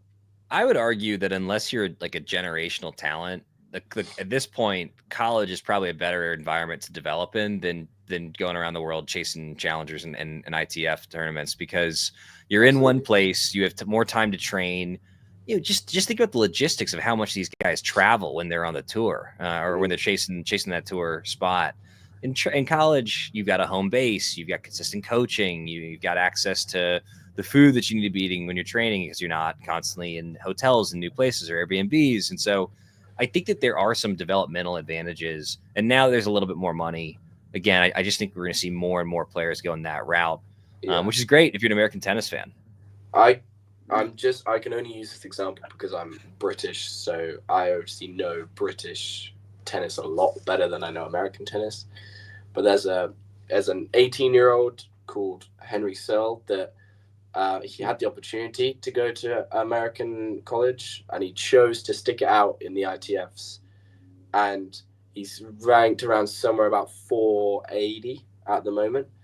And I expect Robertson to come back from college at 21 and literally fly. And I expect him to fly. I have no doubts that Searle will be a good player, but I expect, because Robertson went to college tennis, that he will have a lot better success rate in his early career. Double fault for Faria to start. That's not what he wants. Especially after showing that low energy in the last game there, and then another second serve here too. Yeah, maybe he is just. That's a good second serve though. Good return of that second serve as well. Oh, it's so good. Well disguised. That backhand is so pretty up the line too. It's he literally just flattens it out, and he just puts everything through it. It's such a clean motion. Our producer, you can tell, is getting nervous because he's just spamming the chat. Ghost wants to know how you determine a generational talent at 4 years old. Oh, you're mostly guessing at that point, I think. And I know Ghost being silly. When they're 17 and making a decision about college or go pro, you know. Wow. Fergus, tell us. Who said I love me? I love Faria. I love Faria. I don't do that. I'm simply describing what I'm seeing right now, John. I love Faria more than Munar, if that's what you want me to say, and that's what I wholeheartedly believe. Ooh, 30 all on the Faria serve. Yeah, enough about college tennis though. Let's Fellas, at this point, I am 4 minutes away from having to go back to work, so I'm going to be getting out of here soon. So at this 30-all point, just want to say it's been a pleasure, as always, Fergus. Brenner, it's great to meet you. Great to have you on. Likewise. And to pleasure, the chat, Zach. Whoa, what a blast indeed. And to the chat, appreciate y'all as always. Enjoy the heartthrobs as I will be heading out now. Later, guys. Bye. How about that forehand at 30 all? Yeah, I know. Great forehand from Faria. Tattooed it. Yeah, and is that an ace to? Yeah. Oh, Yeah. Has he? No, he hasn't. He missed it. Oh, that looked good. That looked good. You're a few seconds ahead of me, Fergus. Oh, it did look good. Yeah. It did. No, it did look good. Oh, it was a let. Oh, okay. It's because I don't have my sound up. I don't either. Yeah, I was like, why is he going over? Yeah. Backhand side is it's too good on the backhand side from Faria. It's that same shot again from the. That's what I was talking about. I saw it. Yeah. I mean, it's just impressive. It's impressive, and yeah, like you said, the disguise can move it into a drop shot from that side too. Still, people say that Munar's going to win this match. Exact situation that our producer was talking about, 4-2 in the third to Faria, and it's about here that he starts to feel it. Fergus said Djokovic may have won more slams, but Munar, right? let's not, because as much as Munar is a great player, Munar is he's just a fine player. I'm not talking about him anymore. Hopefully, it is just in. It's just in. I really hope for Free's sake and for our producer's sake that he can actually win this match, because if he doesn't, I think that our producer might have a meltdown. All right, Fergus, who do you fancy tomorrow? Draper or Lehechka? Draper. Hell yeah. Yeah. He has when they played in Paris at the end of last year, what was it? I think it was 7-5, 6-1 Draper. Munar just planting that forehand into the net. I just think Draper's got a bit more of that edge at the moment. I've got that fight in him. I like to, and also I'm just being biased because he's British. But you guys have so many Americans to root for in the top 100. We have to stick by the guys we have. That's another fantastic return from Faria. 30 all. Yeah, working his way back. Do I dare say that the double break may be on? Hello. Yeah, hello, Gene. How are we doing? It's one of those. It's one of those ones. I like how Faria has to sit down regardless of what happens to clear his head. If he loses this from 30 all, gets to sit down, debrief. Yeah. How are we doing, Gene? Welcome to the live stream. Oh, absolutely. Ghost. I'm with you. I'm a big Cavalli guy as well. Not the Cavalli best starter, but to the season, but I love him. Yeah. I'm less of a I don't mind Cavalli, but I'm more of a Musetti fan myself. I mean, we forget that Musetti's what, like 23, 24? No, I think he's 18. He's like 18 in the world. Oh, sorry. Yeah, years old. Yeah. Age. Yeah. Age. He's like 23. Yeah. Another ripper. Gene, it's been a super high quality. Actually. It's been really fun to watch. Yeah, good call, Ghost. Cavalli. It's so good from Faria.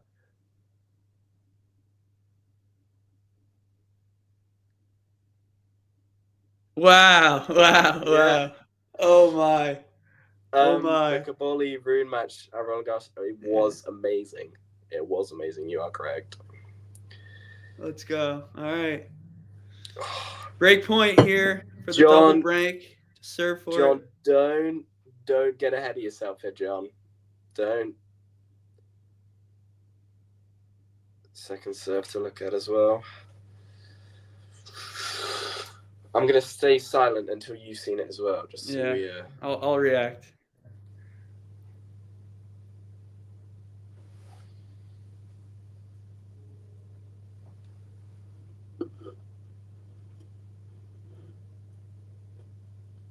Oh my nails. Nails, went for it. Nails it. Wow. I think asking. Yeah, Faria should have done a tweener. I would have liked to see a tweener. I thought it was coming. I think a hot dog in this sort of situation for just his third ever ATP main draw win. Yeah. Maybe's a bit much. Yeah. Maybe. Yeah, that was clutch from Munar.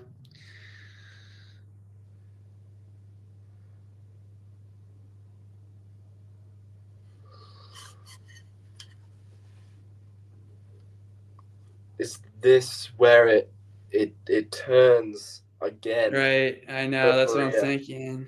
Save the break point, Munar, and now as game point. If he holds here, I mean that's big pressure on Faria.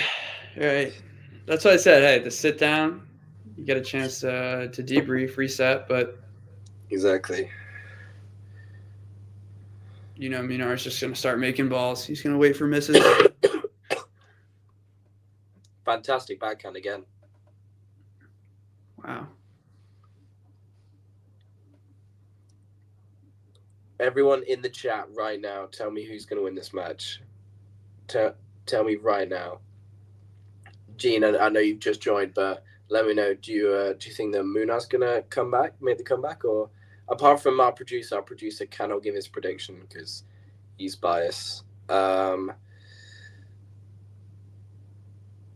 ghost likes Faria. Oh, the ghost does like Faria. It's another game point for Munar. Ghost, I appreciate you sticking with us for this entire time. You've been here since the first ball, I think.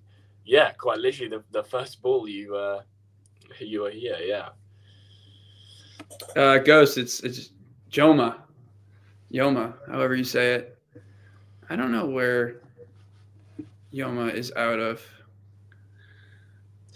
Gene thinks that Munar, all right. Munar win. Turns up with these. Oh, it's I forget you're a couple seconds behind.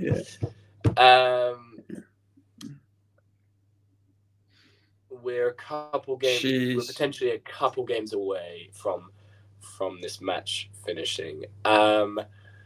Kabir and D-Bone both think Faria is going to win. Well, I'm glad that we have some confidence in the chat. Our producer will be very happy. There's some confidence in the Portuguese. Ghost, I think it's Jaume with a J. Let's see. I think it is Spanish. Spain, yeah.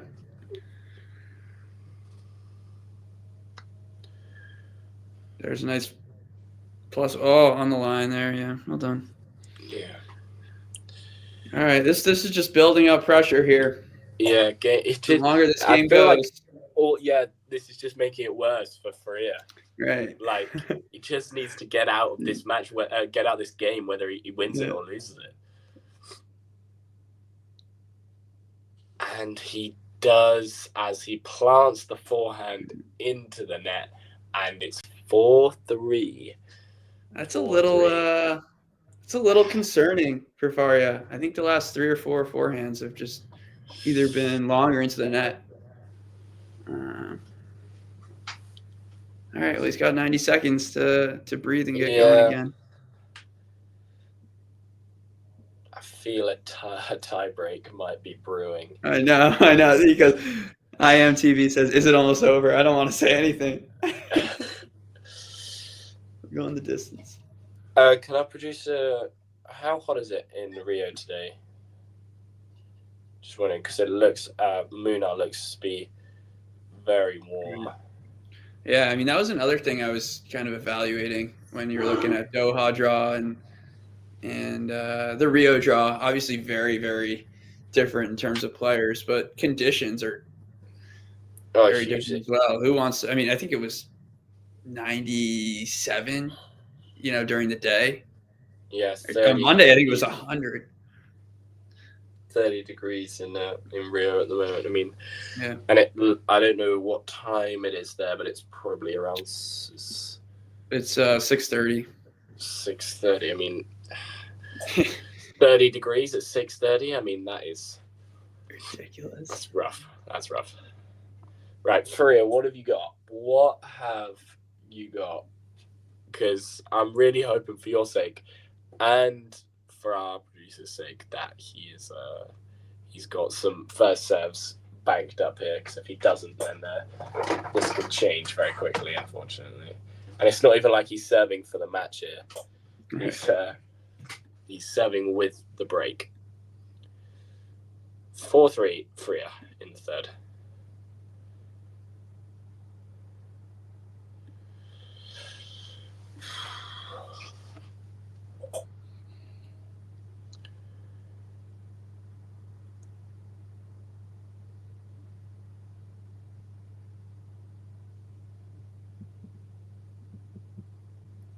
Perfect start for Faria. Yep, exactly what he needed. Absolutely. That's a great serve right on the line. Good kick as well. And then slaps that. And it definitely makes him feel better after missing the last four forehand. Absolutely.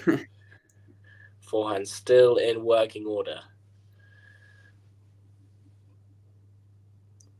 I think this is tough for Munar. You know, he came from Dallas indoor tournament, and he pulled out of Buenos Aires with, I think it was a rib injury. And usually these are, you know, his 3 favorite tournaments of the year. They're going from Buenos Aires to Rio to then Santiago. Yeah, exactly. I think. But I mean, hats off to him. He played an absolute blinder in Dallas. Yeah, he was outrageous in Dallas. Almost. He should have made the final. Yeah, he should have been rude. Yeah. How you doing, Jake? Yeah. Are you? I assume you're still in. Are you still in Glasgow? Or did you? Oh no, you might be on your way home now. I'm not sure. Is Faria his kick big or is Munar just small? Maybe it's a bit of both. A bit of both. Yeah, I think it's probably a bit of both. I think Faria is very tall. Yeah, he's 6'2". That helps a bit as well. Absolutely. Yeah. Now he's teeing off on it. It's just great to see.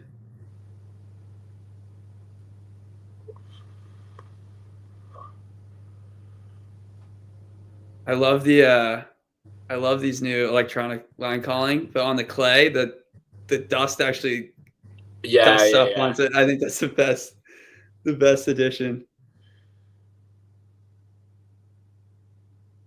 Wow, great hold from Faria. That's awesome. He's a game away. That is awesome. Just landed in Bristol. Oh, you're not that far away. You're about 40 minutes away from me, Jake, at the moment. Glad you had a good time. Where you heading in mid-March? I'm trying to think of the Challenger calendar. In mid-March. Are you staying in the UK or are you going abroad? Just let me know, Jake. Just so I'm not just speaking to myself. Munar serving to stay in it. Yeah. And he loses the first point. Faria just 3 points away from his third ever ATP Tour win. Yeah. And I think Faria's surprised Munar kind of all day. I know there's a little spell there for Munar in the second set, but even from the jump, able to play his patterns. It's like we said, Faria almost like kind of checked out of that second set. And it was maybe to conserve a bit of energy and maybe it's just and again, Faria gets him. I mean, I think what really turned it was that first game in the third where Faria just came out like guns blazing. Yeah, and he's playing this game kind of like he did in the I think it was the 6th game of the first set. The returning is so big. He's just starting on the front foot. Yeah. Mercia Challenger. I'm very envious of you, Jake, right now. But yeah. To more points? Cramps? Yeah, I haven't seen too much from Munar complaining. I mean, we know him as a guy who will be out there all night if he needs to. So I haven't seen anything. No, I haven't either. He might want that one back. Yeah. Faria misses a backhand down the love. line by maybe 4 balls. Yeah. Munar, 15-30.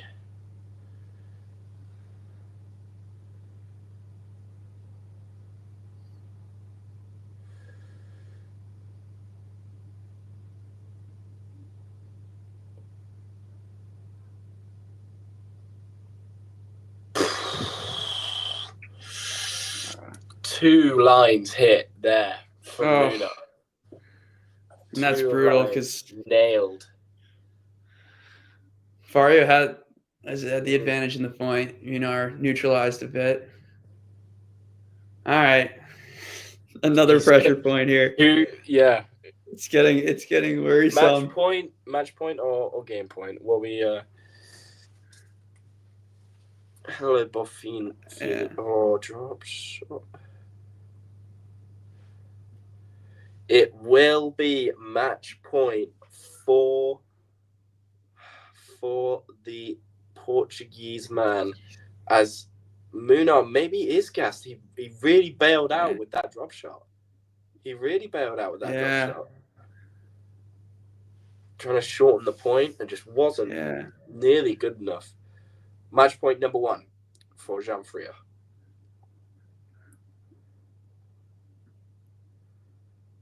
Oh, he gets it done with a huge backhand up the line.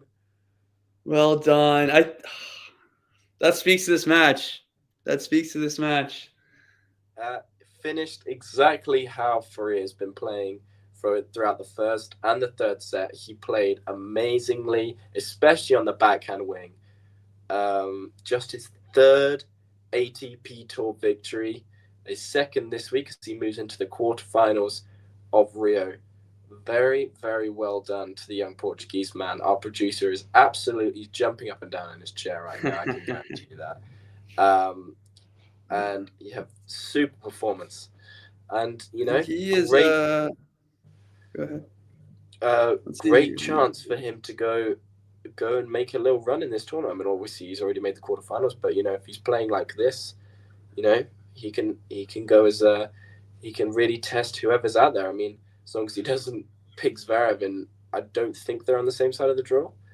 As long as he doesn't pick up Zverev, he can take down anyone, I reckon.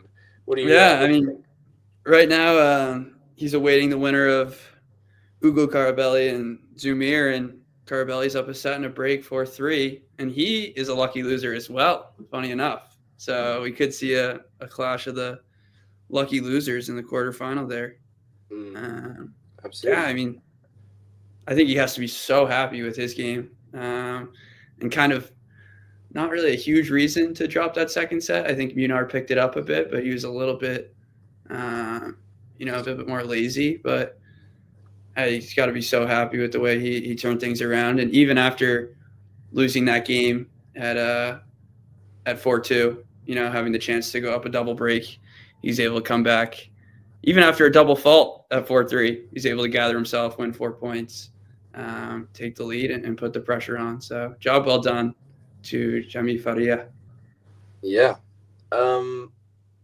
Great performance from Faria there. All right, we want some previews tomorrow. I want to get your thoughts. I will start with the Felix Auger-Aliassime and Rublev, which I believe is first on tomorrow. Yeah, let's see. They dropped the schedule. What do we think about that? Yeah, I mean, I'm looking at the head-to-head now. It's 5-1 in favor of Andrei Rublev. Yeah, there it is. Thank you to our producer. And I think you got to look at, the difference in weeks. Felix not having played much tennis. I think played an awesome set versus Medvedev today. But Rublev, had to grind a little bit more today. But I think mentally, Rublev looks like he's in a much better spot. I know it's been a tough 6-8 months to even a year at this point, but he seems to be level-headed. He's back in a semifinal against, a little bit less of a threatening opponent, especially on slow outdoor hard, that is. So I think Rublev will have the ability to play close to the baseline and move Felix back and forth, which I think is kind of a weak spot for Felix. He doesn't really defend well, especially out of the backhand corner. So I think Rublev definitely has the edge there. What do you think, Bruce? Yeah, I would go for Rublev as well. Obviously, Felix has had a great start to had a great start to 2025. He obviously didn't play well in the Australian Open. He went out to Davidovich Fokina in 5, but apart from that, he's already got 2 titles under his belt. He can win this match, but maybe it'll just come down to this week and an experience on this court, because on these sorts of courts, because Auger-Aliassime hasn't had that much court time this week, right? And Rublev has played obviously this very long. He played an 81-minute third set today against de Minaur. That's crazy. So I'm going to give it to Rublev as well, just on the edge. But yeah, people are saying, based on Felix's form, he can win. Yeah, the form's there. I think it's, I'm still not, too high. Obviously, Felix coming off so much success, but there are still times where I'm questioning Felix mentally. And I think you could say the same for Rublev, but he hasn't been in like those situations as much recently. So I think he might feel like he dodged a bullet today, and playing tomorrow is just a gift at this point. So moving on to Draper Lehechka. I wonder what we think about that. Yeah. What do you think? Obviously, Lehechka, biggest win of his career today, first top 3 win of his career. How's it going to pan out for him? Yeah, I would say I wasn't surprised by the result today. I think that I had a hunch that this was going to be a tough match for Carlos.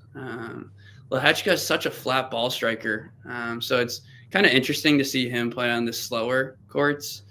Typically, you think of the back half of last year, and like when he's playing injury free, he's one of the best pound for pound ball strikers on tour, and that's what gives him so much success, especially on those indoor surfaces, those flatter, faster surfaces. So that's why I think Jack can hang, but I think the low bounce is going to benefit, or the higher bounce is going to benefit Draper a little bit more. The ball's not skidding through the surface as much, so it gives Draper a little bit more time to recover and defend, and then look to be offensive like he is. I think he's got so many weapons, and the backhand is just so much improved. He takes it super flat, flips the court well, and he's aggressive. I didn't watch much of the Berrettini match today. I watched the first set, but he looks to come to the net. He looks to put away volleys. He's got great hands, and as long as he's serving fine, I don't see him, having too much trouble. But like you said, Lehechka coming off arguably the best one of his career. That's always, a little bit tough of a letdown spot, and you got to get up for a semifinal. Yeah, I think it's interesting. You almost have this. You see it so much. You have the biggest win of like so many times that these players have the biggest win of their career, and then they can't often back it up because they can't reach the same high that they were feeling the day before. And obviously there are rare cases where they go on this huge hot streak, like Shapovalov did a couple of weeks ago in Dallas, where he took out the 3 top 10 players. But I think that Lehechka's serve is underrated. I think he's one of the best servers on tour. Lehechka, totally. But I just think Draper's return is really good, and I think that it's gonna go 3, but I think it will be Draper in 3. Yeah, Fergus, who do you think has the mental edge? I feel like this one, This one's hard for me to gauge. I don't know. I think almost because Draper, I think because obviously it's the biggest win of his career. Obviously, he'll be on a high, and like I say, like sometimes it's hard to replicate that high. And Draper's fought through this Berrettini match really well. I think Draper has the mental edge of that fighter sort of in him. And even if he goes a set down today, he knows that he can fight back even against a big server, and he can get it done. So I think, yeah, Draper's favorite just about here. Yeah, and Gene makes a good point. Draper created 10 more break points against Berrettini's serve. That is insane. I think a little bit more of a weathered down version of Berrettini. Obviously, huge win against Djokovic, and then yesterday's match for his Greek sport was no walk in the park. I mean, absolutely, that arguably could have been Greek sport's match. So, I was expecting Draper to come out and win today, and obviously, I don't know if you saw, Berrettini probably should have gotten broken serving for the first set, and then maybe it makes it a little bit more routine and easier for Draper. But he's been through at least a 3-setter, and he's cruised through the other matches. So I think he should be in a great spot mentally and especially physically too. Absolutely, which is obviously kind of the biggest kind of hump or obstacle for him thus far. Yeah. Okay, great. Well, I think we are going to wrap it up there, unless our producer gives me any quick stage directions not to. Thank you very much for joining us today, Brenner. It's been a pleasure to have you on for the first time, and I hope this is the first of many. I agree, Fergus. Thanks so much. Really enjoyed talking about the sport with you guys, and look forward to many more opportunities like this. Thanks to everyone for tuning in. Appreciate it. Thanks, guys, for tuning in. Everyone in the chat. We will see you all very soon. Take care. See you guys very soon. Bye-bye. If you enjoyed this video, make sure you hit that like button. Don't forget to subscribe and click that notification bell so you don't miss out on all things tennis.